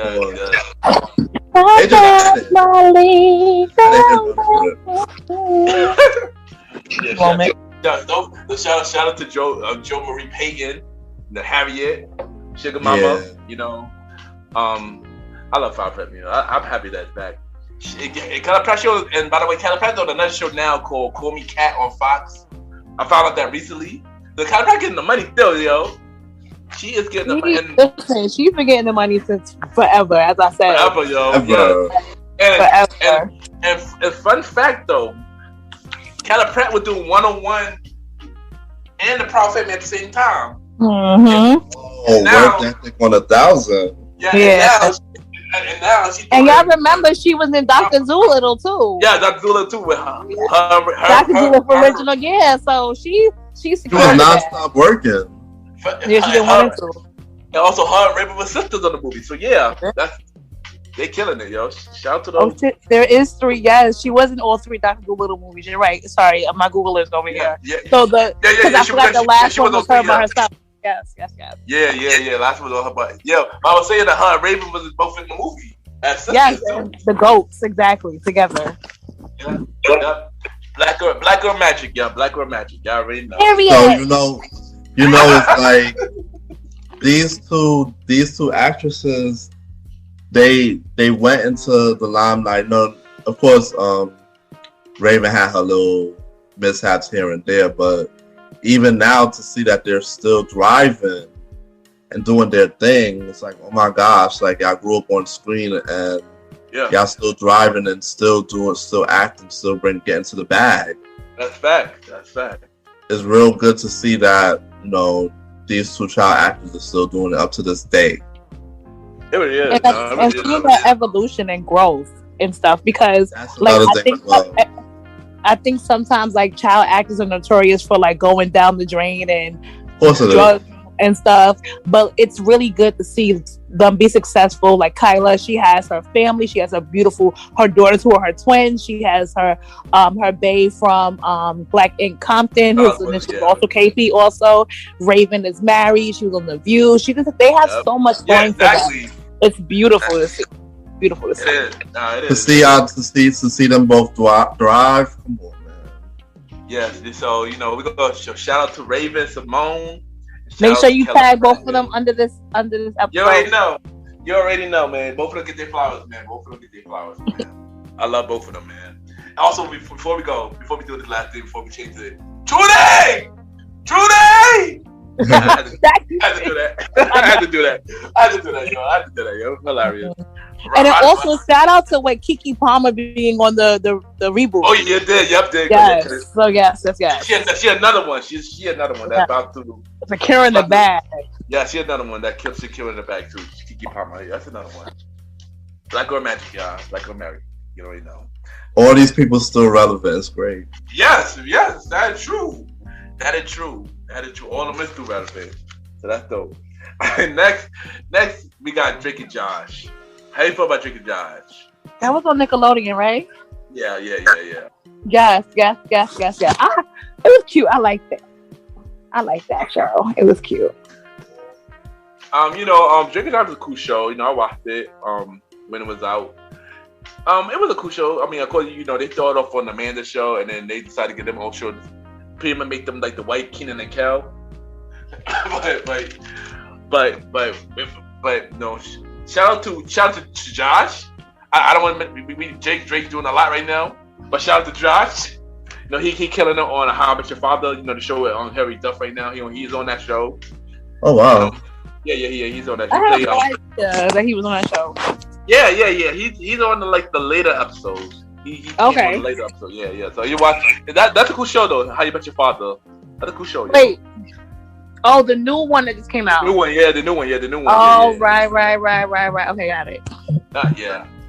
But yeah, yo. I'm mad we never got that reboot for that revival for Lizzie McGuire, but that's not a topic for another day. But yeah, Drake and Josh is a cool show. I know, Roddy, you never watched this show, so we're gonna carry you on.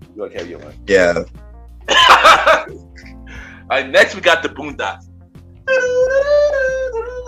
Yeah, you over here giving these hoes don't be how to cheddar biscuits, grandma. Nigga, you I can't say that. Let me tell you. I've been waiting for this moment. Listen, a pimp named Slick Back. Okay, Uncle Ruckus. The Trial of R. Kelly. Like, where can we salute to Regina King. Yes. Salute. Yes. She voices both boys. I remember when I first watched it, I thought she only voices one. She did both of them. I'm like, oh, man, I did not know she did both of them. I'm like, oh, shoot, she did both of them. And then, of course, we got a R.I.P. John Witherspoon pop. My God, John Witherspoon, man. Granddad, man. I remember the first episode I ever saw the Boondocks. I think I was in college. And one of my good friends, Lauren, it was guest host coming to dinner. And I have never cried and laughed so hard in my fucking life. And then I was like hooked after that.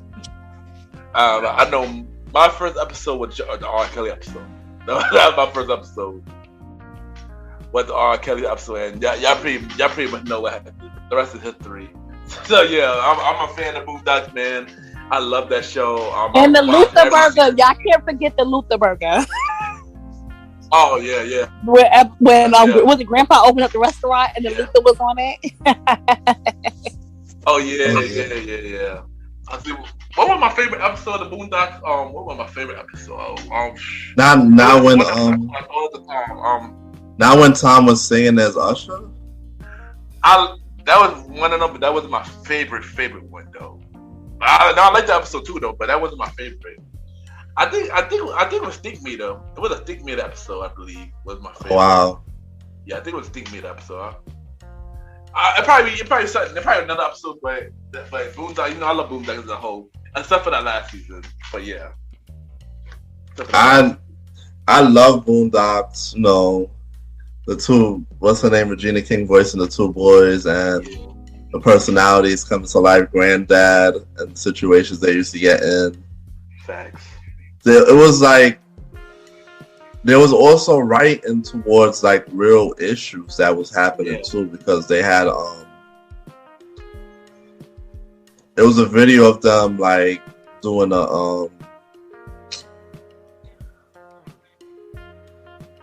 playing out a situation that happened with the teacher calling Raleigh a nigga and stuff. Yeah.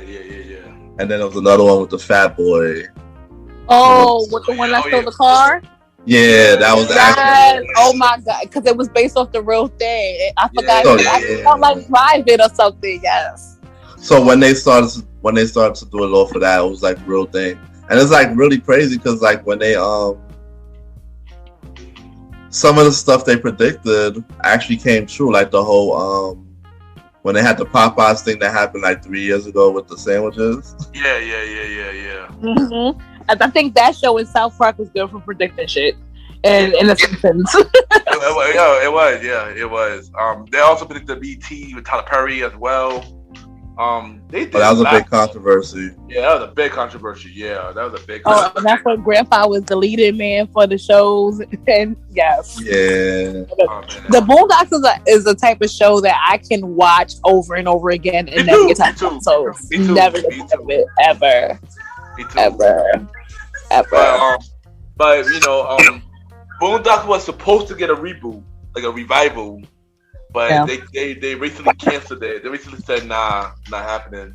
But now without John Witherspoon, I know that they could replace him, but it wouldn't be the same. Of course not.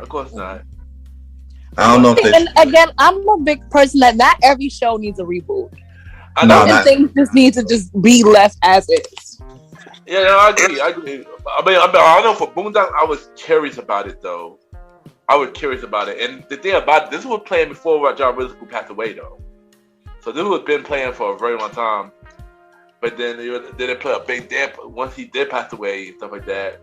There was a big controversy with his son because they didn't cast his son because his son sounded just like John Witherspoon. He could do the part, stuff like that. And you know, it was a big thing over that too. So like, and yeah, I don't know why they canceled it now, but it was really supposed to be on HBO Max. But yeah, I didn't know that we deserved like a remade after that last season. The fourth season was just terrible, yo. That was because the guy Aaron was hands-on with it. Yeah. And like that's one thing that I hate with these Hollywood and stuff. They want to change things up so much it makes you just want to give up your creative rights. Yeah, that's the thing. And think about But I don't know. I feel like Aaron McGruder could still do it, man. I mean, it's possible. I mean, don't forget, you remember Boondocks was originally a comic strip before it was a TV. So, you know, yeah. I mean, and I'm pretty sure he's still making comics now. So it's definitely possible. So it's definitely possible that what they should do, you know. What somebody should do is just give Aaron another chance to just do a whole bunch of multiple stuff, like a deal on a different network, just for him. I think it's possible. Somebody make that happen. Like somebody just give him a deal just for him to express his creativity. Because I know he got way more than just Boondocks in his head. Yeah, of course. He could put it. Yeah. He could revive it into another show and still continue his legacy, man. I really think that they should do that for him because right now the lane is open for everything. Like we need fresh comedies. We need people to bring new shows and cartoons. He could be one of them. I agree. Right. I definitely agree, man. Boondocks was an amazing show, man. I enjoyed it. You know. Next we got American Dad. How you feel about American Dad? I love it. I love anything because Seth MacFarlane produced that too, right? Yep. He did that. Yeah. He's a genius. He's a genius. Yes, the fucking. I'm about to say the alien. That's not. No, it's not. Yeah, right. Roger. I literally just watched the episode the other night when I was away, and well, I won't say that, but it was hilarious. Like it's funny. But it was the episode where the alien, what's his name again? Roger thought he was in love with the bartender or the shorty at the store, but then come to find out he was in love with the daughter, and then got in love with the mother, and then you got the damn fish. Like the fish, like how is the fish? The fish is out of the fishbowl reading a book, and I'm like, this don't make no goddamn. What is happening? Seth MacFarlane, you gotta ask Seth MacFarlane about that, yo. No. You gotta ask Seth MacFarlane about that. But his type of comedic comedy is just crazy because between that and the Family Guy, it's like, oh my god. This is that's something that like those are shows you can watch sober but if you watch it high, it's a whole other experience. Like what the hell? American Dad has always been funny for me. I only enjoyed it. My favorite episode of American Dad was the Trapped in the Closet episode. Trapped in the cabinet, something like that. That was, and also Steve singing Keith Sweat, my body, yo. American Dad is a low key hit, yo. It's a low key hit. I'm not gonna hold you. It's a low key hit. Yeah. What about you, Roddy? American Dad. I was faithfully watching it early in the day, but then like these days, I don't keep up with it. But I just don't keep up with it now because they went to TBS and then I don't have TBS. So yeah, TBS today is the home. And if you're not watching on the weekly, you could miss a lot of episodes. So it's not a show that I keep up with. Yeah, I can admit that. It's still an okay show. I agree with you too. When I think about it, so like they've been on TBS for like a couple of years now. So yeah, it happened good because they started on Fox on I believe I know definitely 2007. I want to say I'm guessing 2007. Let's see if I'm right. I think it was 6. Oh, 2005. They're on season 17 now. I believe American Dad probably got to TBS by 2015. Yeah. Because as soon as Bob Burger came, that when American Dad, they moved American Dad. So yeah. So I don't like how they always do Jeff Dirty in the show. It was funny because they always fat shaming the Steve Friend. Yeah. And then Steve Friend made a guest appearance on Family Guy and the Cleveland Show. What, he did? Yeah, if you watch the episode with Family Guy where Chris went to fat camp. Mm-hmm. I gotta watch that again. You can find it. I'm not about to. American Dad and Family Guy did made a small crossover though, like a couple of times actually. Like you just mentioned. I don't know about the Hurricane one. What's the other ones? Oh, it was one on. You remember the episode with Steve? When Stewie killed Loris episode. Yeah. Oh yeah, and Stan was in the episode. Like freeze. It was like a very short clip. He was very short though. Like freeze. And then that's it. They have done crossovers and stuff with each other. Yeah. I caught the. It was funny because Stewie mistaken Stan for Joe. What's that again? I said Stewie mistaken Stan for Joe. Oh yeah. They do look alike. I told you. That's why when they did the intro too for as Joe for American Dad, I remember that. Oh, wow, I gotta watch that. I gotta watch that one. But I want to see a full-on crossover with Family Guy and American Dad though. I certainly do too. Like make it the same thing like the Simpsons guy. Yeah, like a whole episode. Yeah, me too. And I want to see another episode with Simpsons and Family Guy too. Or maybe a big crossover with Bob Burgers in it too. Like do a big crossover. Even as King of the Hill, so they bring back King of the Hill. Like. And apparently Futurama, I don't mess with Futurama though, but we gotta carry on to that. But American Dad is the dope show. I gotta catch up on the later episodes though. Alright, so how y'all feel about this show was on BT. Caleb Pratt was also on this show too. Caleb Pratt get money in the 2000s, yo. Let's Stay Together. Y'all remember the show Let's Stay Together? What? It sounds familiar. It was on BT. Who else was in it? Hold on, you know what? I'm gonna Google. Give me a second. I know a dude. I know this. My dude Christian Keys is in it. The dude that was on. He was on. The dude was on Sister.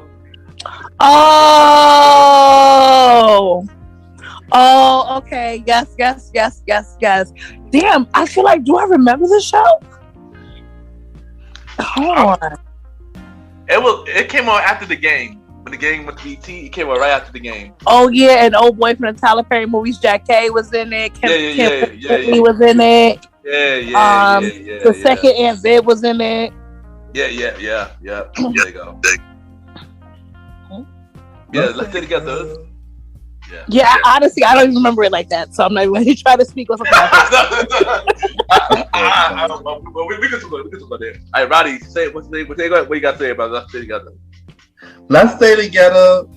I liked it because it was bringing fresh characters and fresh situations.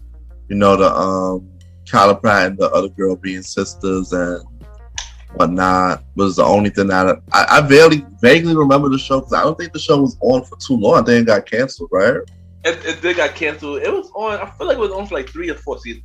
I didn't even know it was on that long. I just caught it for like a few episodes. Oh, you probably caught it when Kyla Pratt was added into it. Yeah, that's when I caught it. Yeah, it only had 4 seasons. 4 seasons. There you go. Yeah. Oh, so it was off for a minute. It was. The thing that Kyla Pratt got added in season 3. Kyla Pratt got added to, I believe, season 3. She got added, and I watched Let's Stay Together. I ain't gonna hold you. This show was very slow. The first 2 seasons were very slow. Wow. When they added Kyla Pratt, though, it picked up a lot.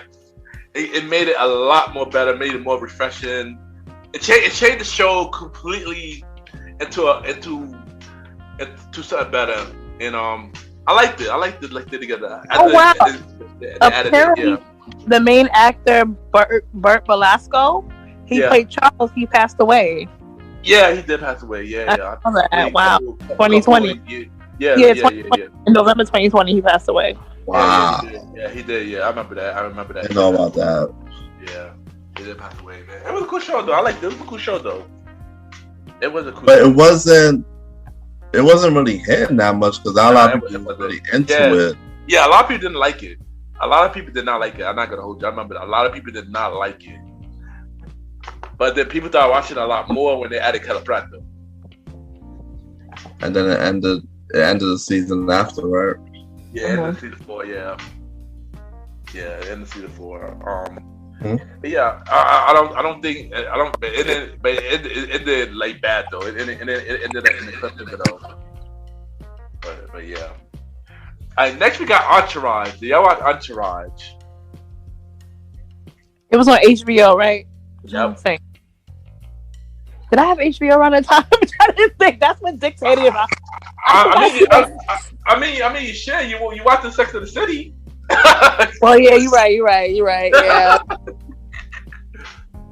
But I mean, I can talk about it. I enjoyed Entourage. It was a dope show. It was like a male version of Sex and the City. It kind of was, but I enjoyed it. You know, my guy who played Proctor was on that show. It was a dope show. It was on the time. It was a long time since I watched it, though. A very long time since I watched it. Mm-hmm. Then of course they had the movie.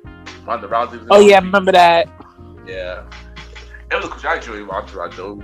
I wish I would live that life though. Make a whole shit. I would live that life. What about you, Vanna? Roddy? Definitely not. I didn't watch it.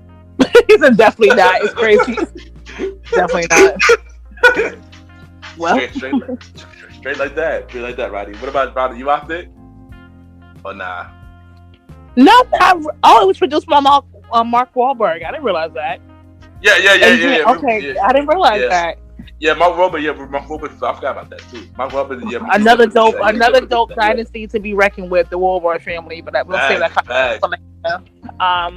New Kids on the Block. Yeah, New Kids on the Block. Oh, because that's his brother. Donnie Wahlberg. Donnie Wahlberg. Yep. Also an actor now. Yep. Shout out to Blue Bloods. That's my show too. Oh wow. Oh, I didn't know that. Yeah. And their burgers are actually really good at the restaurant. I've had their burgers before. It's actually really good. I gotta try that. I gotta try that. Yeah. Shame and plug. Right? I feel like there's one because there definitely was one at Coney Island. I don't know if it's still there. I haven't been to Coney Island in a long time. Yeah. But, side note, here we go. Talk about it.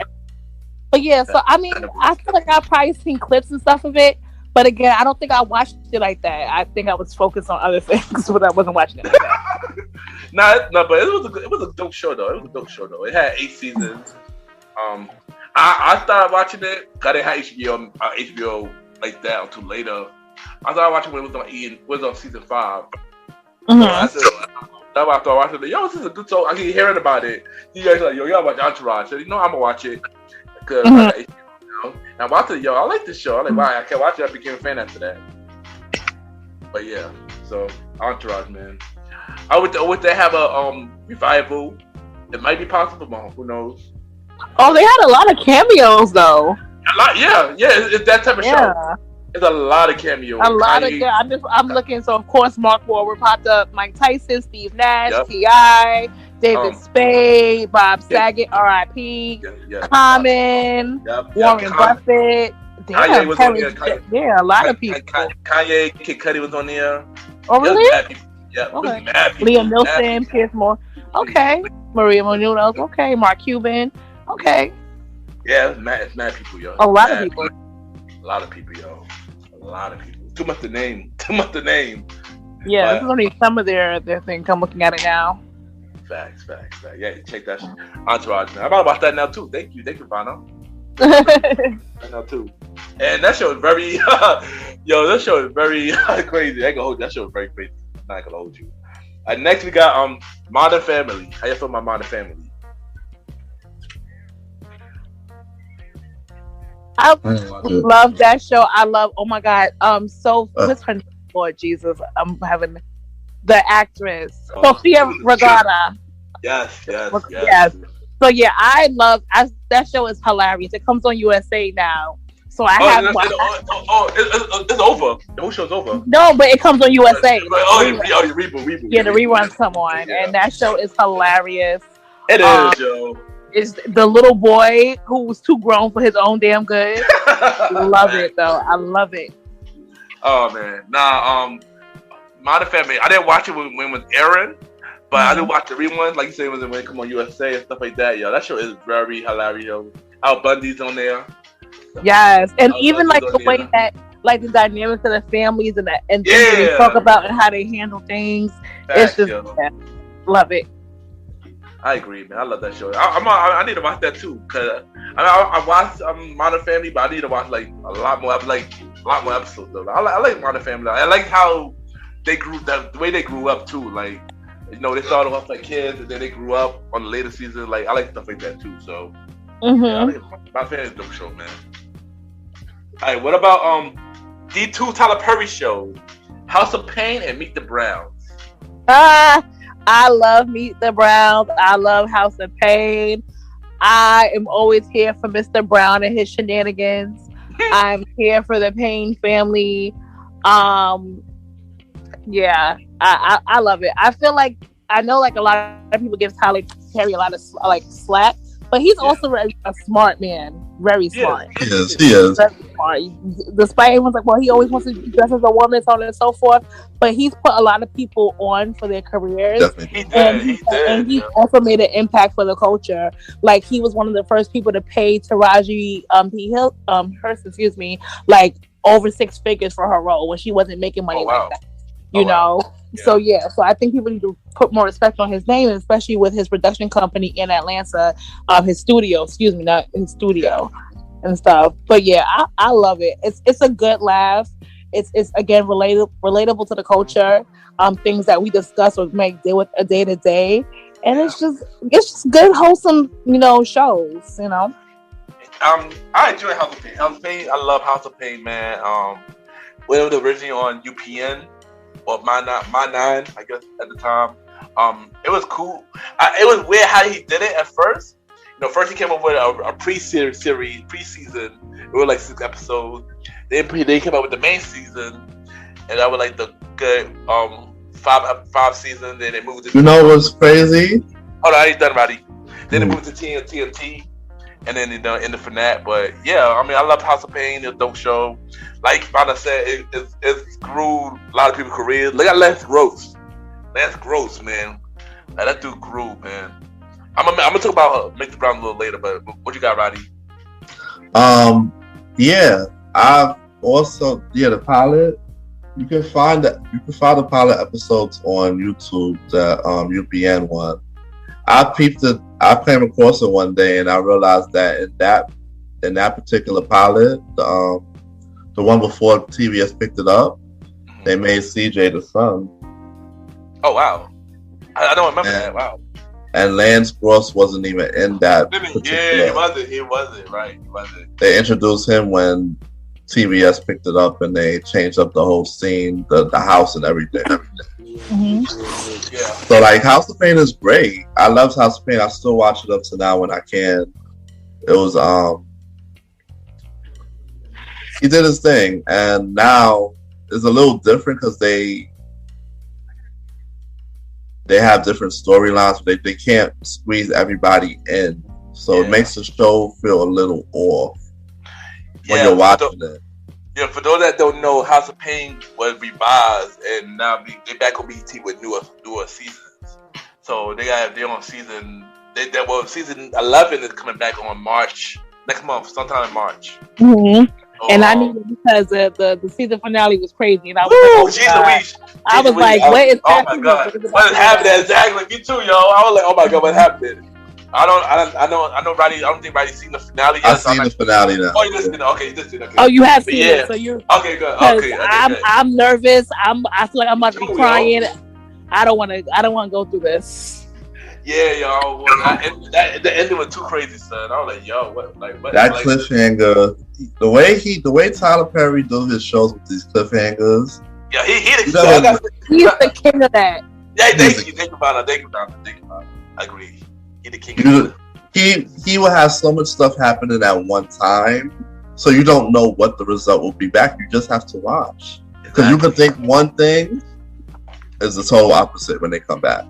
I agree. And it's always like that. Like, even for his other shows, you would think something happened to one character, something totally opposite happened to somebody else. Because I think if y'all haven't watched it, I'm sorry, but even the season finale is like Calvin's. No, not Calvin. It's the son. No, Malik. Thank you. Malik's about to have the baby, and then something with the plane that old girl's on. It's like, wow. That got me off guard too with the plane. We knew that baby was coming. We knew that baby coming. But the plane was like the one thing that shocked me the most. Like, oh man, hope she's alright, man. Exactly. We gotta find out in another couple of weeks to find out. You know, I heard they moved to a new night. They moved to Wednesdays. Yeah, they moved to Wednesdays. And yeah, Meet the Brown. I enjoyed Meet the Brown. It was cool. Meet the Brown was cool. It wasn't my favorite show. Then, like Vanna said, that Meet the Brown with his shenanigans was funny, stuff like that. I liked the latest season when they added Arnaz and then was to the show as well. It was cool. And I like Meet the Brown. But sadly, I can't fully get into Assisted Living though. I cannot get into Assisted Living. I try my best. Never seen Assisted Living ever. Yeah. Wow. That's kind not even Peep the Ones. I've never seen it. I watched season 1, but I just couldn't get into it. It's kind of a spin-off to Meet the Brown, but not really a spin-off to Meet the Brown. But it's totally different because you're just taking two cast members. Basically. But yeah, I couldn't get into Sister Living. I'm not gonna hold you. I still can't get into it either. Sister Living definitely not something for me. I didn't watch when it was airing. Yeah, it was. To me, it was extremely funny. Of course, when they brought him when they changed up a lot of the storylines, it kept me intrigued. Yeah. But it wasn't something like, I would watch on my own now. Like, even if it's just one of them shows, let's say you're somewhere and a doctor's office sign is on, you're watching. Just that's how I feel about the show. That's a good point. Good point. Yeah. Meet the Brown. Yeah. And you know the girl who was in Mr. Meet the Brown. She was in the White People the show. Yeah. Mm-hmm. Yeah. Mm-hmm. She did. Yeah, and stuff like that. Yeah. And that's a bigger role for her. It was a bigger role. It was a very bigger role for her. Like Vanna said that Tyler Perry helped stars elevate, and he does. So he did a lot. Because look at China too. China. Yeah, he did a lot for a lot of people, man. Shout out to Yeah, Tyler he Perry. definitely did. He puts people on, and that's what we're supposed to be doing as a culture.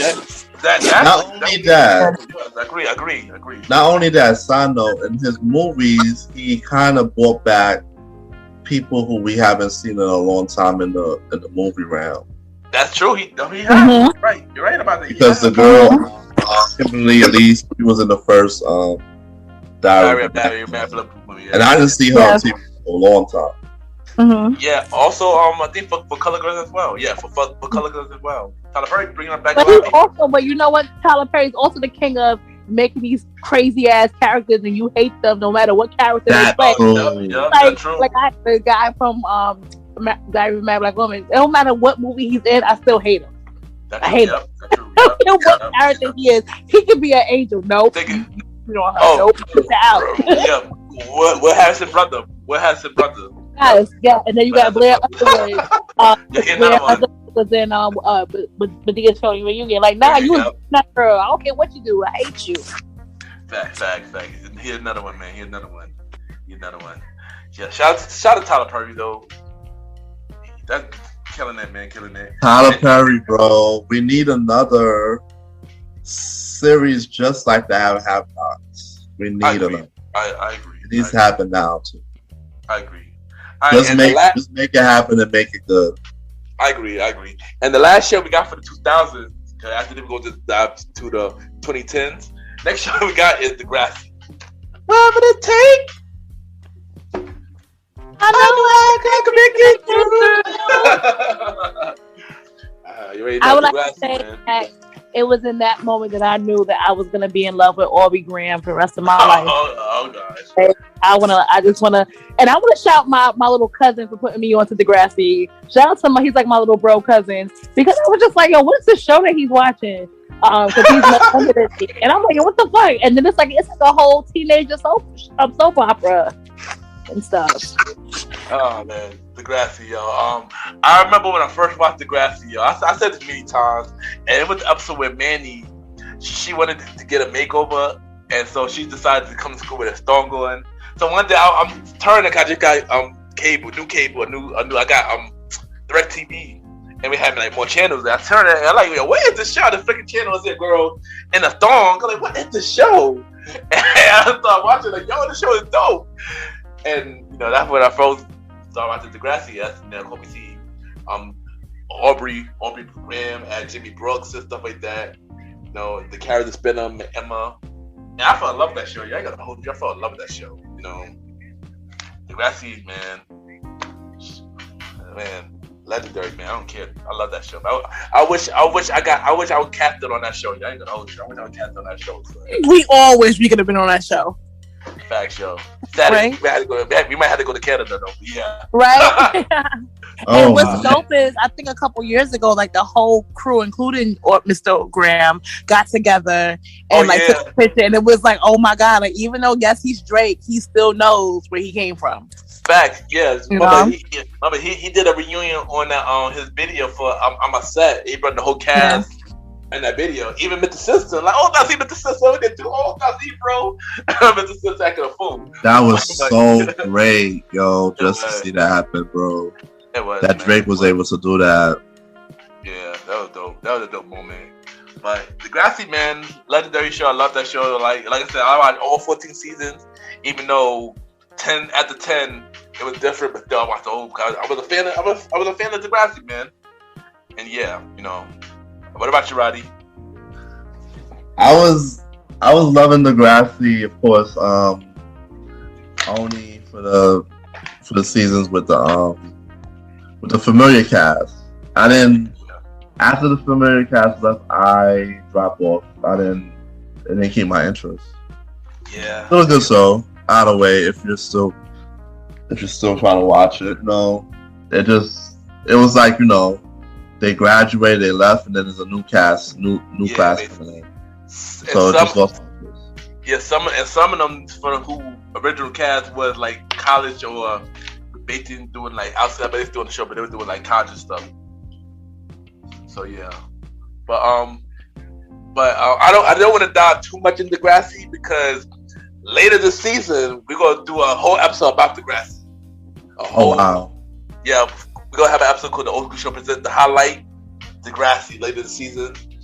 So I'm gonna try to bring back all my Degrassi fans. We're gonna discuss everything Degrassi. Because also they're coming back with a reboot for next year. So on HBO Max. So yeah.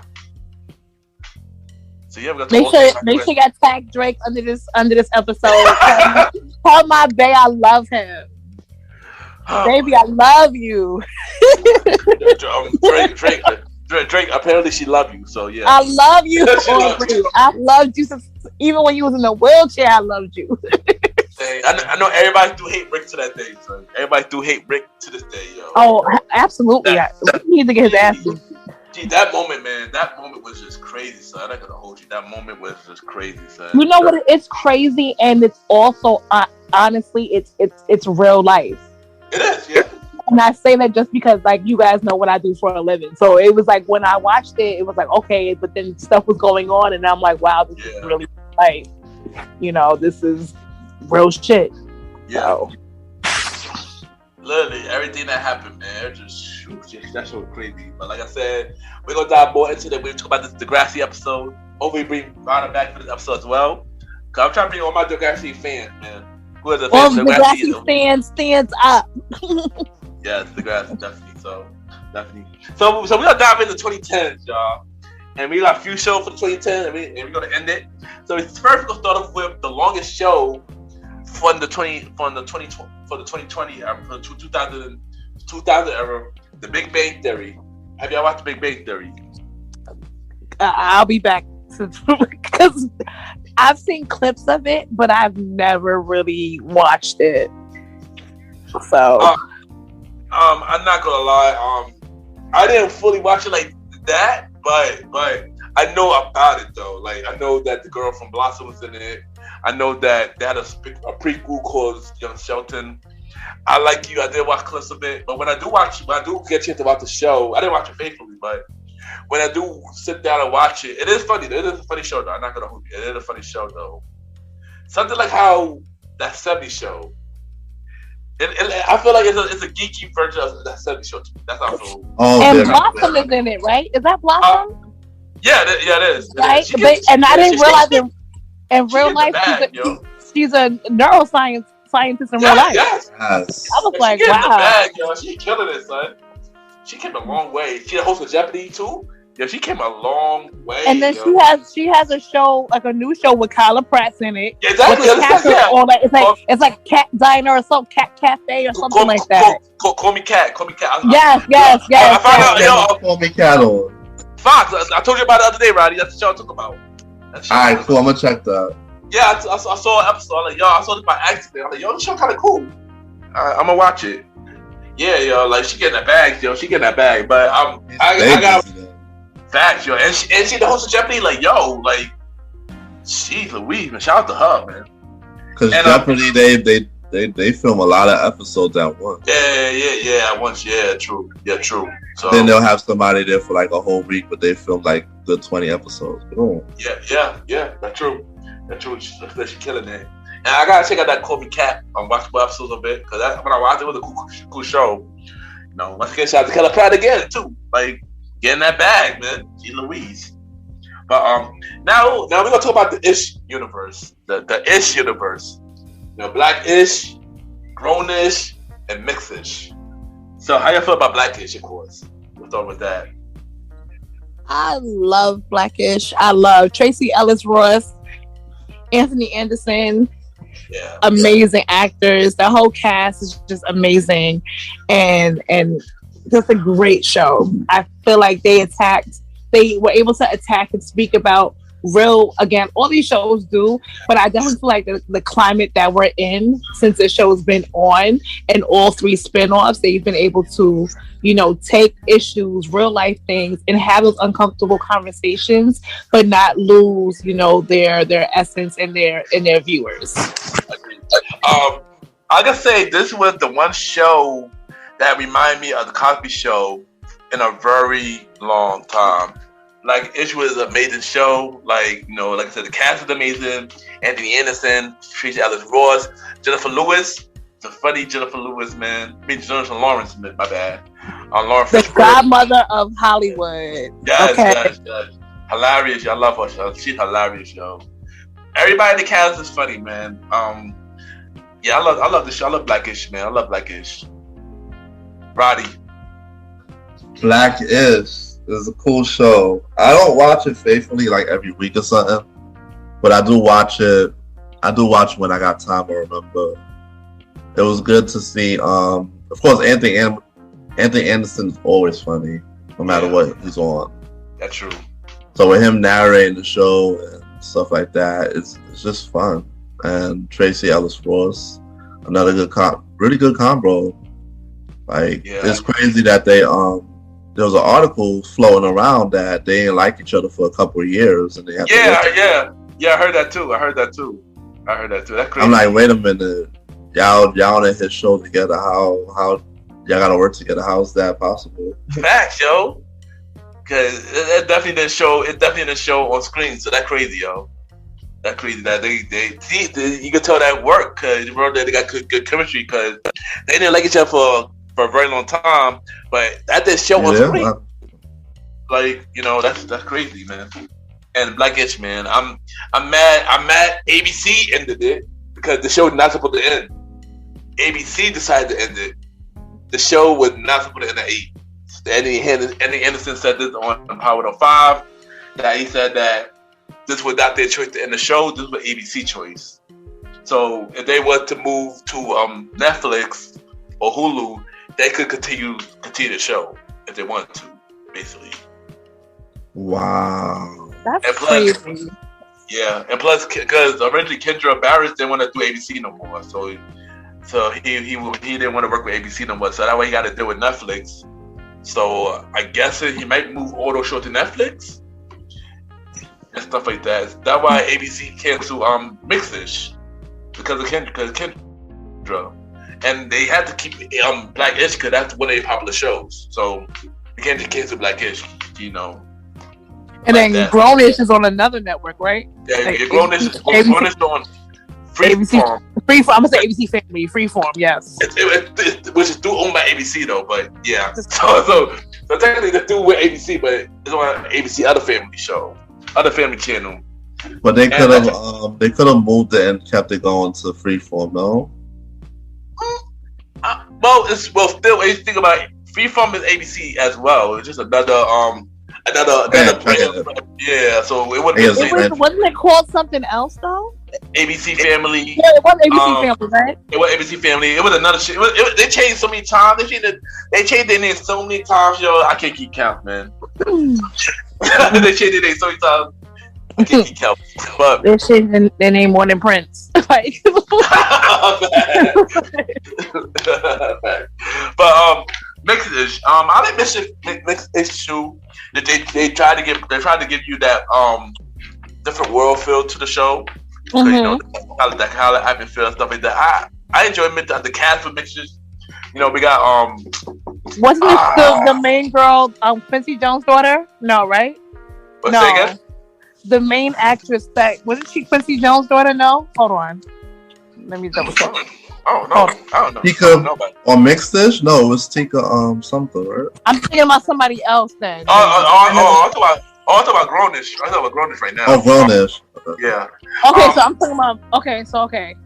All right, and Zach Morris was in it. Yes. Zach Morris was on. Yeah. Okay. Yeah.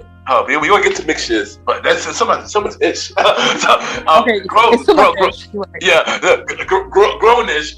You know, we had the different world still. Grownish got Diggy Simmons in it. The Dakota twins, Holly and Haley and Chloe is on mixture. The girl from she's on How You Met Your Father now, and she was on that movie Life Size 2 with Tyler Banks, yeah, stuff like that. I enjoy mixing Trevor Jackson, of course. Trevor Jackson in it too. It's a cool show. I like Mixed-ish. You know, cool show, stuff like that. Oh no, so yeah, I was right. Grownish. I get the show mixed up, my guy. I get the show mixed up. Too much ish. Yeah, I'm like, wait, which one are we talking about now? I'm talking about Grown. I'm talking about Grown. Okay, well, Mixed-ish, okay. Yeah, Oh my Grownish, god. I like it. It's cute. It's a cute show. Oh my god. Yo, it's too much ish, y'all. Okay, now let's talk about mix. Now let's talk about mix. Let's talk about mix. But yeah, I was right. Rashida Jones, who's Quincy Jones' daughter, is in Mix-ish. Hold on, which character? Oh, hold on. Hold on. Was she the mother? She is. Hold on. Give me a second, because she's definitely in that show. I didn't know that. Yeah, she's definitely in that show. I don't know what the name. Hold on, I'm scrolling. Y'all, give me a second. I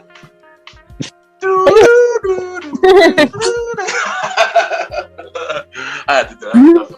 That's funny. But while Vanna looking mix, I liked it. Mix, it was cool.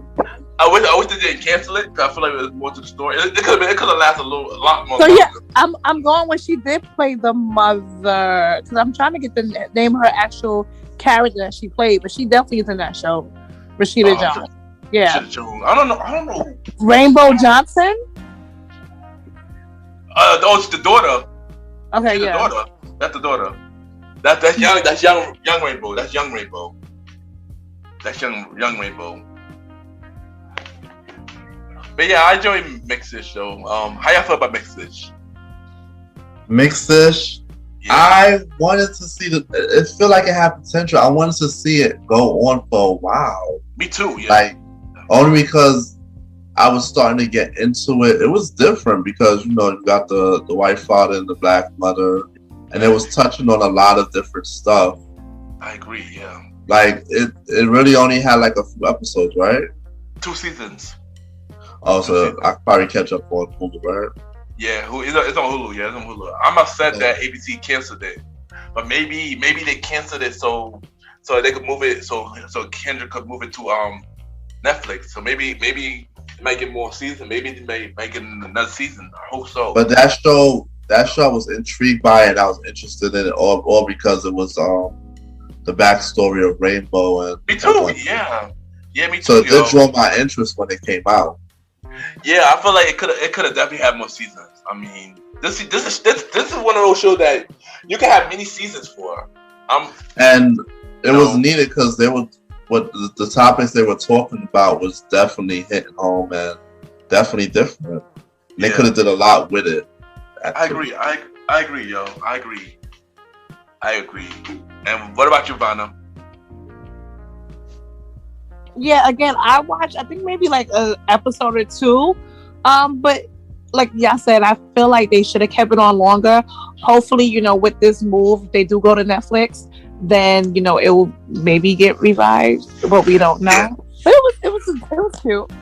So I think that whole ish, like, again, all 3 separate shows brought 3 different types of, things to the table, which was really, really great. It's unfortunate that they get canceled or whatever the case may be. Yeah, I agree. Yeah, I mean, Grownish as of right now, Grownish is the only one that still got more. That's still good, yeah. Because this is Blackest last season, but it could have lasted longer. The ABC decided to cancel just because Mix-ish got canceled after the 2nd season, and yeah. But I feel like, but also there's a rumor that they're having another show called Oldish. Which is the Lawrence Fishburne and Jennifer character. So if that's the case, I'll check that out. If that's the case, I'll watch that.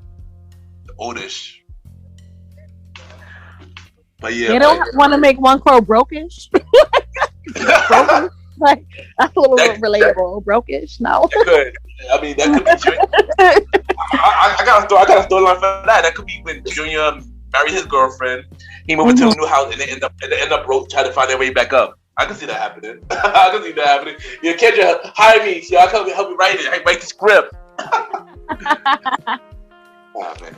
Shout out to Kendra Barris, man. He's doing mad a lot of stuff too right now too. Mm-hmm. But yeah.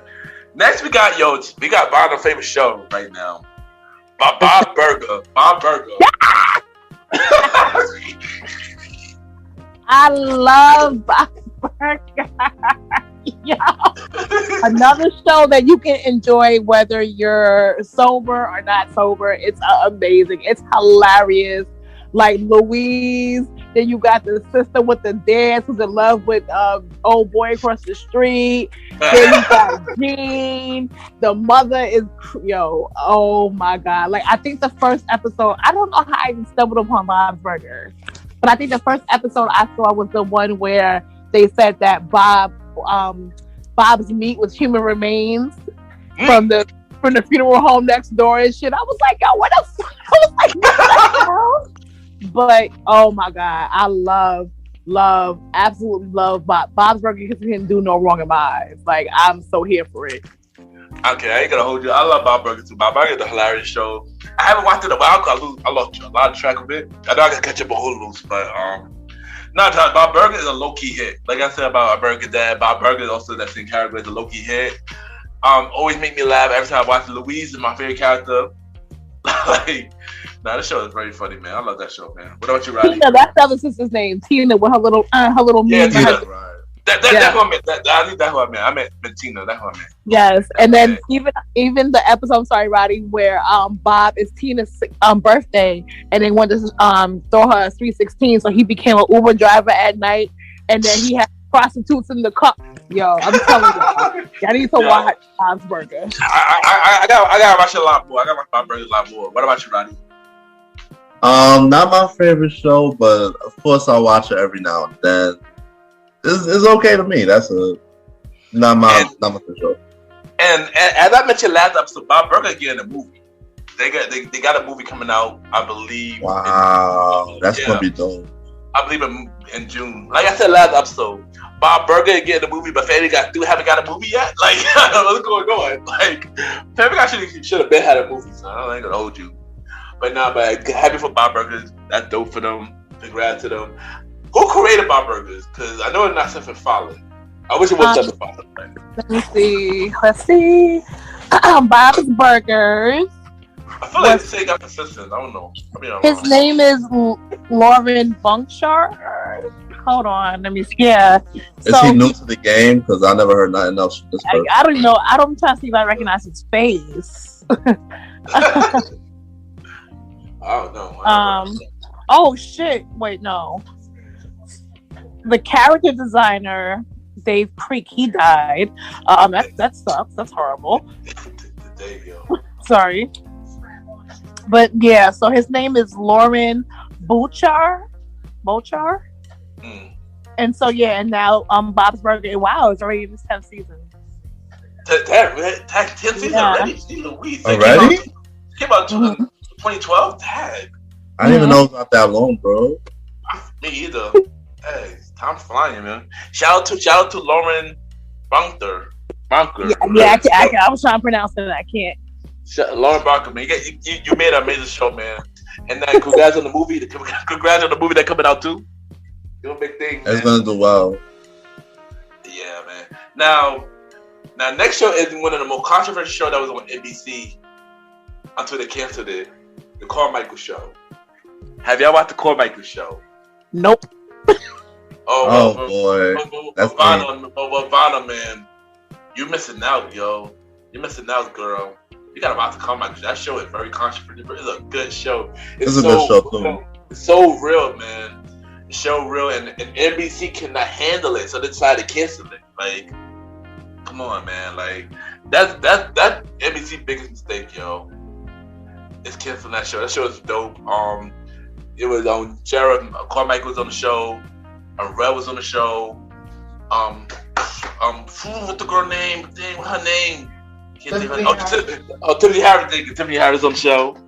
Haddish, yeah, Tiffany Haddish on the show. Devon, and I was with the father. I can't even. David Allen Grill. There you go. Yeah, it was a lot of star power on that show to begin with. But it really is, yo. It really is a lot of star power in that show, and that's one show I really enjoyed, yo. I started watching that show late because I didn't know it came on. So one day I turned on NBC one time, and I saw that. I was like, "What's this?" And I watched it, y'all like, "Yo, this show is fire." I just kept watching it. Next thing you know, they say they canceling the show because controversial stuff like that. Like really, NBC is on the BS again. Like the NBC always want to cancel black shows, y'all. I'm saying us black people should not go to NBC. I agree, yo. Should not let them pick up a show for us. Like, we're better off at ABC and Fox doing black shows. I agree. Because we're more better off at Fox. I wouldn't say that, but yeah, but NBC done, but NBC really do cancel black show more than anything, They do. They do it more than anything. Look at the track record. In the House. They cancel. Because they canceled. It was another show. I mentioned it last. Was Family Matters on? No. That was ABC, and then Fresh Prince was on there. Fresh Prince and Cosby were the only shows that were black that actually did good on NBC. But it was another show that was black. They canceled it.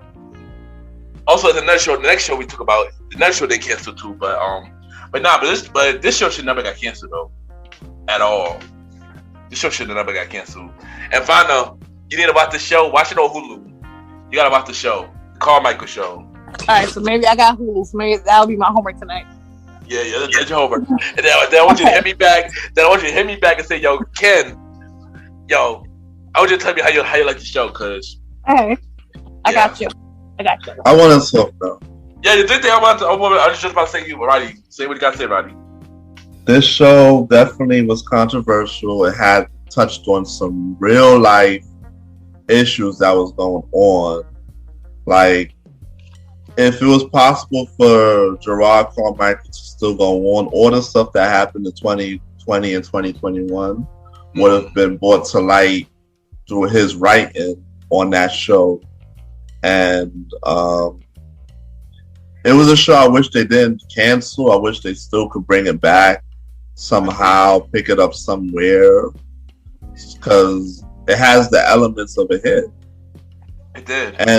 And like you, not a lot of people know about the show because who really looks for NBC? Let me be real. And I go, continue. My fault. If they had brought it out on a different channel, they would have got the viewership to at least kept it a little bit more. I don't think it was canceled due to viewership though, right? No, I think it was canceled because it was controversy. He mentioned that it was canceled because of controversy. He had an interview. I forgot what interview it was. So the viewership was there.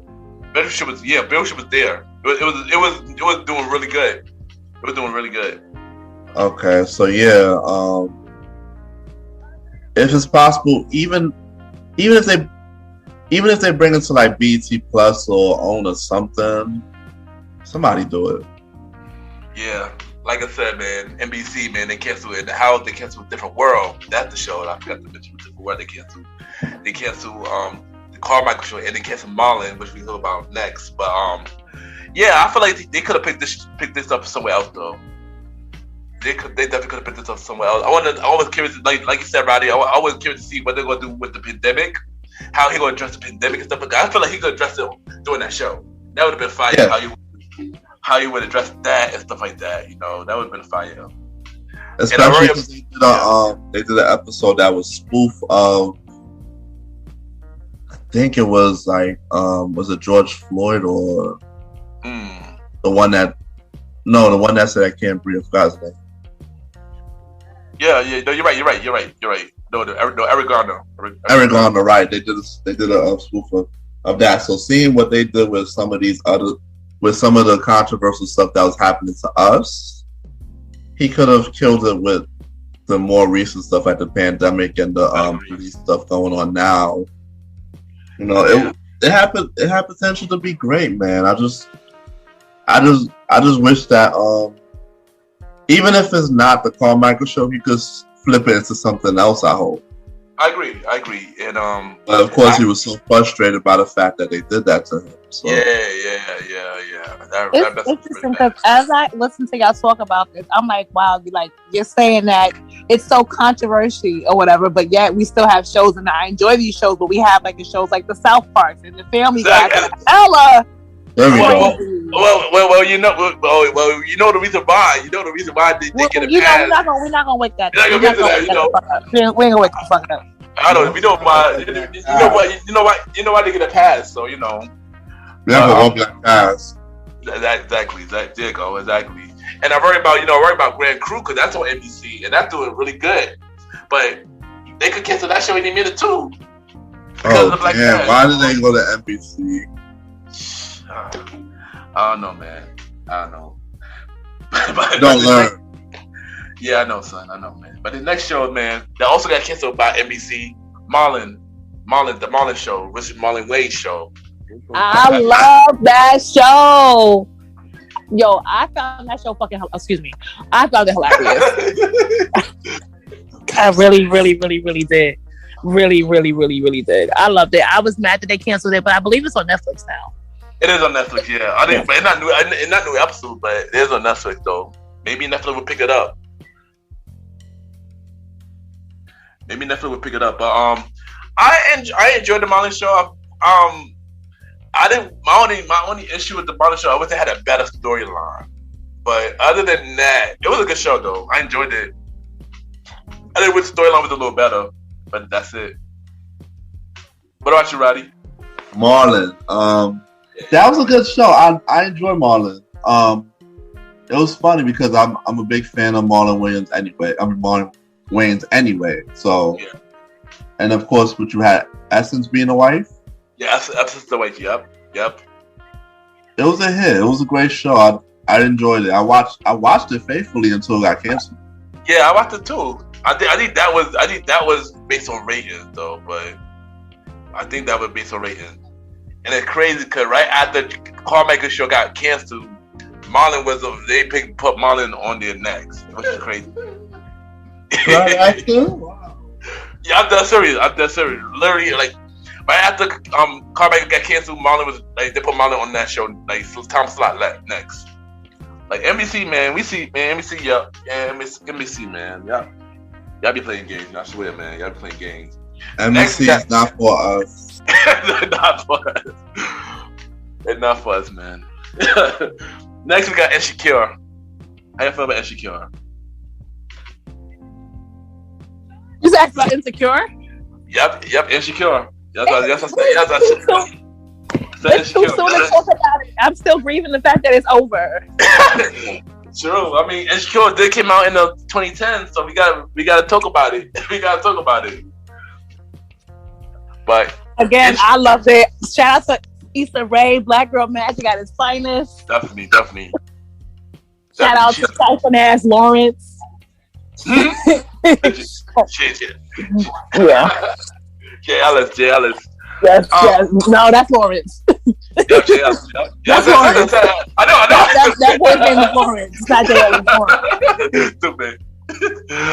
But I enjoy Insecure. You know, Issa Rae. She came a long way, yo. She came a long way from her YouTube series to the HBO, and now owning her own production company. Like, she killing it.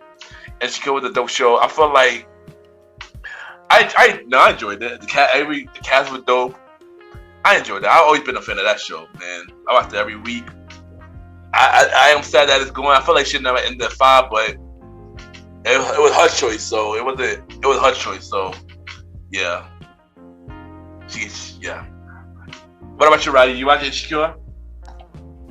I watched Insecure in the beginning when it was starting up. I just fell off with Insecure over the years, but since it's over and is available on HBO Max, I could spend a day watching it again. Not a bad show. I'm not gonna lie, it's not a bad show. And you could catch up quick. You know, it's 30 minutes. 5 seasons, 30 minutes. You can catch up quick. It's a dope show though. Yeah, it's not hard to do. Yeah, but I would say this. I might be wrong, but I might be wrong.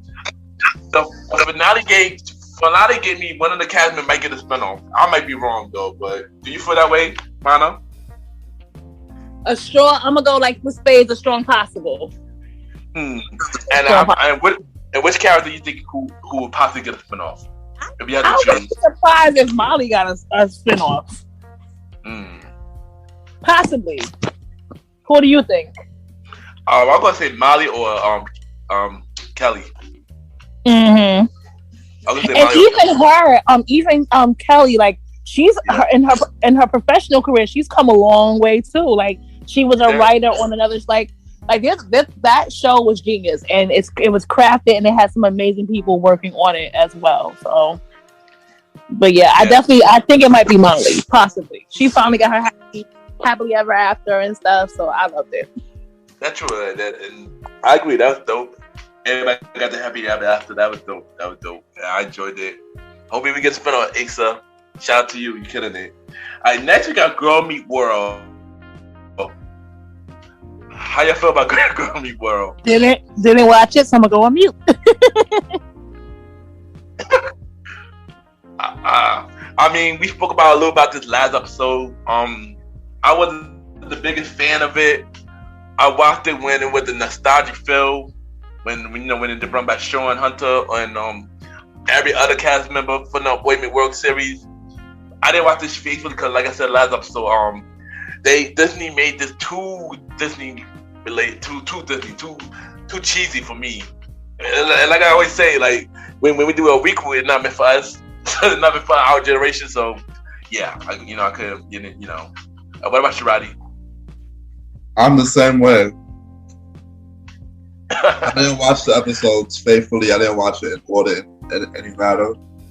I just know that I watched the first episode because of seeing Topanga and Corey back.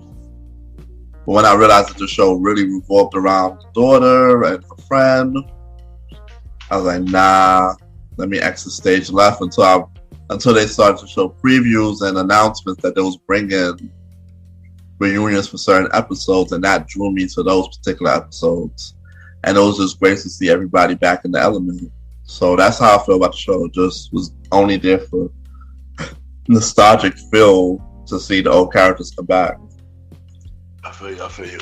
And last but not least, Fuller House. How y'all feel about Fuller House? Wait, what show? Fuller House. Oh, Fuller House. My bad. Fuller House. My bad. I'm tired. We've been on it for a while, y'all. All right, so absolutely, I feel like we touched on it on the other episode, but I love the fact that they made it relatable, because again, when you think about it, we grew up with those characters, with DJ and her sisters and so on and so forth. So the fact that they made it relatable was cool. I love the fact that, of course, everybody came back. R.I.P. Bob Saget. I was kind of annoyed with not annoyed, but I kind of felt like it was like kind of a cop out making DJ's husband be passed away also, because we've seen her dad go through that. It kind of made sense. I love the idea of sisterhood. They talk about things like Stephanie is relatable to a lot of women who struggle for like not being able to get pregnant, infertility, and so on and so forth. And then having Kimmy come through and say, hey, you know what, you want this baby, I'll be your surrogate. So I know that it definitely had, I cried a couple episodes. I'm not gonna lie, y'all. I definitely was over there crying a few times. I did wish the Olsen twins would have made an appearance. Agreed. But again, but I do love, I loved it. Seeing DJ and Steve really finally be together, after X amount of time. Because I really thought she was going to be with the old vet boy. I just thought they was going to be together and poor Steve and stuff. But I loved it. I definitely cried a lot watching that one. And I think I'm going to cry more because, Danny, Bob Saget, so. Yeah, you pretty much said every main detail about the show. I love the show. I watched it every time they came on Netflix. It was a dope show. I enjoyed it, man. It was completely different from the original, but I do agree about how they did with DJ at the beginning, with how the same thing Danny went through, DJ had to go through as well. So I do agree with you on that. The characters of the show is funny, especially Kimmy's Kimmy husband, I guess. He was hilarious. He was my favorite character. He was annoying, but he was funny. He made me laugh through the whole show. And of course, DJ's son, who was like very smart. I couldn't remember his name, but it was. I enjoyed that show, man. It was dope, man. They did a good job, and also rest in peace to Danny Tanner, man. Bob Saget. Roddy, what about you, man? To be honest, I didn't watch Fuller House when it came back. I try to watch probably one or two episodes. But Roddy, come on now. Come on, Roddy. Come on, Roddy, man. Come on, Roddy. Come on. You did not watch Full House. You had one job and one job to do only. I mean, I understand. Yeah, you gotta watch it, man. You gotta watch it some more, man. Is it still streaming? Yeah, of course. Even when at Netflix in the series, they do keep the shows up. So yeah. Alright, so I still got a chance to pop the people. Yeah, man. Do for Diddy Tanner, man. Do it for Bob Saget, man. Yeah. For real. Like, and yeah, man. Full House is a dope show, man. Yeah, and thank y'all. This is the old school show. Thank y'all for coming on the show. Thank you, Miss Vanna Bee, for returning on the show, man. You know, guess who's back? Yes, and you already know my co-host, the star Roddy Rod, man. You already know, bro. Drop your social media. And also, Vanna, let them know. Let them know. They gonna see you. They gonna see you more often now, Mr. Jim, like the podcast. So yes. So first of all, I want to thank Mr. Gentleman for always inviting me to the show and all that fun stuff.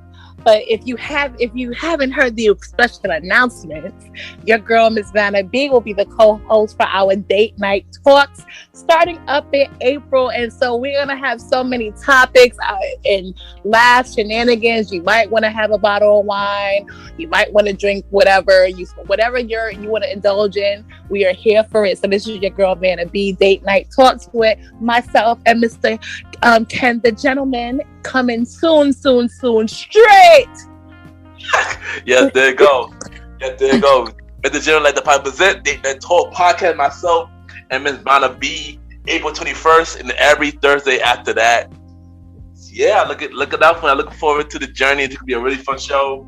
I'm gonna explain what the show gonna be about later. But drop your social media, Vanna, where everybody can reach you. And so y'all can follow your girl on Instagram, Vanna VANNA_BEE.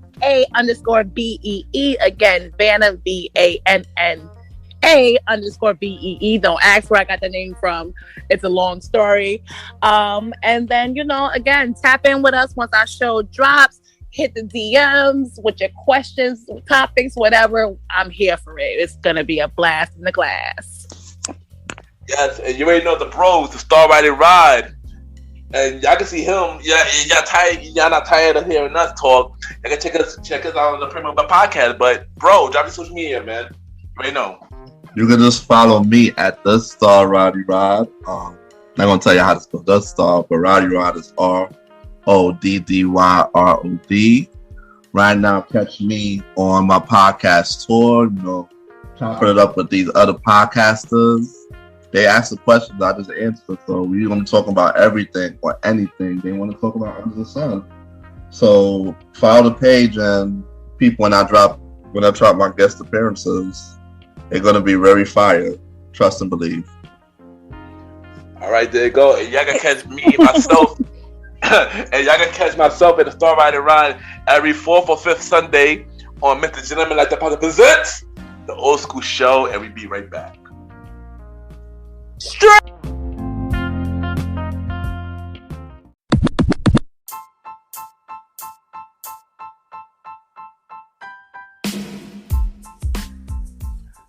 Hello, everybody. This is your boy Ken, aka MrGentleman, the Gentleman like the podcast and the Premier Boy podcast. And this commercial is brought to you by the Premier Boy podcast, where we talk about anything about the culture. Hosted by myself, Ken, aka MrGentleman, Mr. Aaron Sands from King Talk with Aaron Sands, the star Roddy Rod, who is also my co-host of the Old School Show, and long live the Chief Nolly Bell.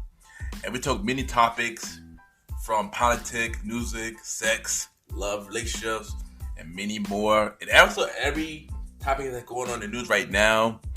Many of our topics are very controversial, and the podcast show might not be for everybody, because we talk about many explicit content, and yeah. So if y'all decided to check out the show, y'all be warned, because y'all might need a drink or two. And yeah, because this podcast is so crazy. I'm shocked they had not got canceled yet. So if y'all looking forward to listen to the Premier Boy podcast, check it out on Anchor, Spotify, Apple Podcast, iHeartRadio, and many more. Each and every Wednesday at 12 a.m. You can check out the Premier Boy podcast with myself, Mr. Aaron Sands, Star Roddy Rod, and Long Little Chief Mally Mal. This is your boy Ken, aka McGentleman. Have a good day and night wherever you're listening to this episode. Now back to the show. Yeah!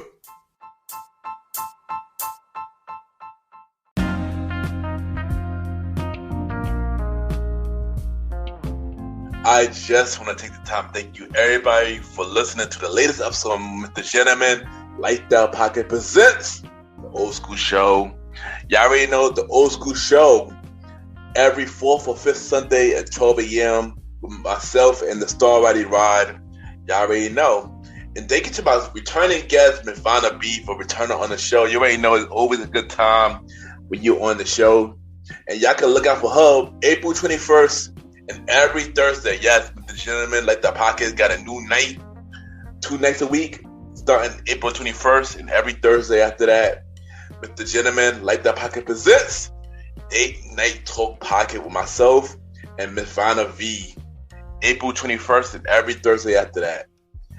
And you already know my bro, check out my bro, Star Roddy Rod, my co-host of the Old School Show.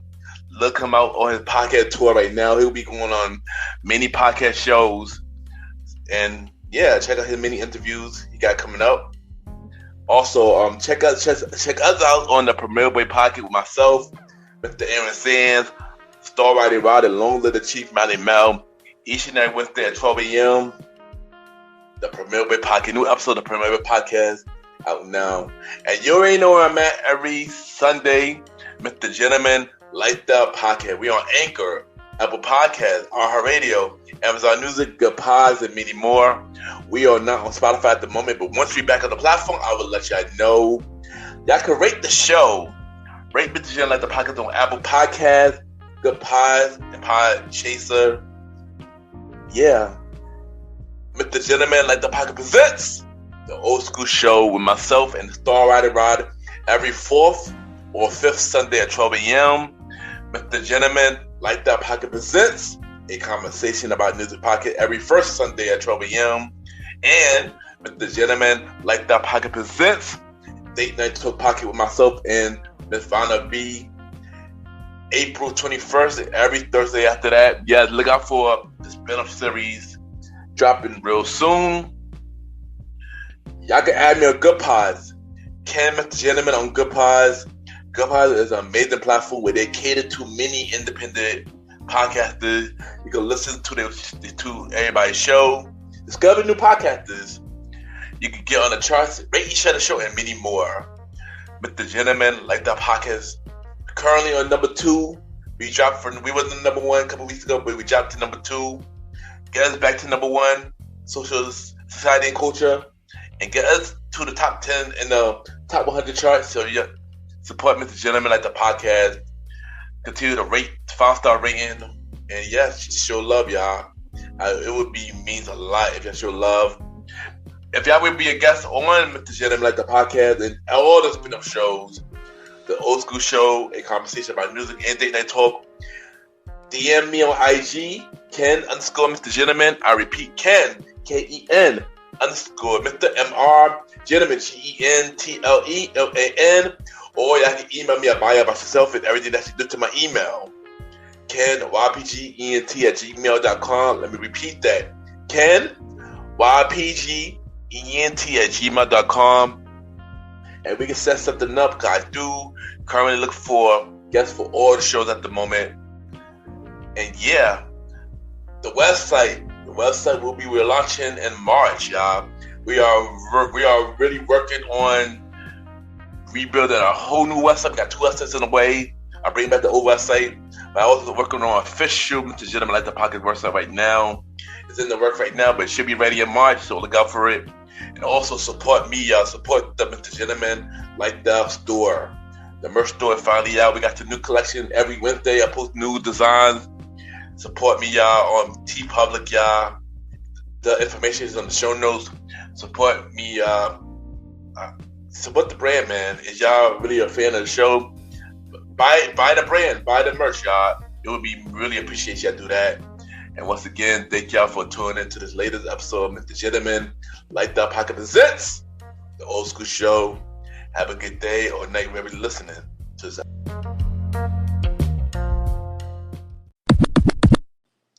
This is Laquita from the Queen and Me podcast, and you're listening to Mr. Gentleman Lifestyle Podcast.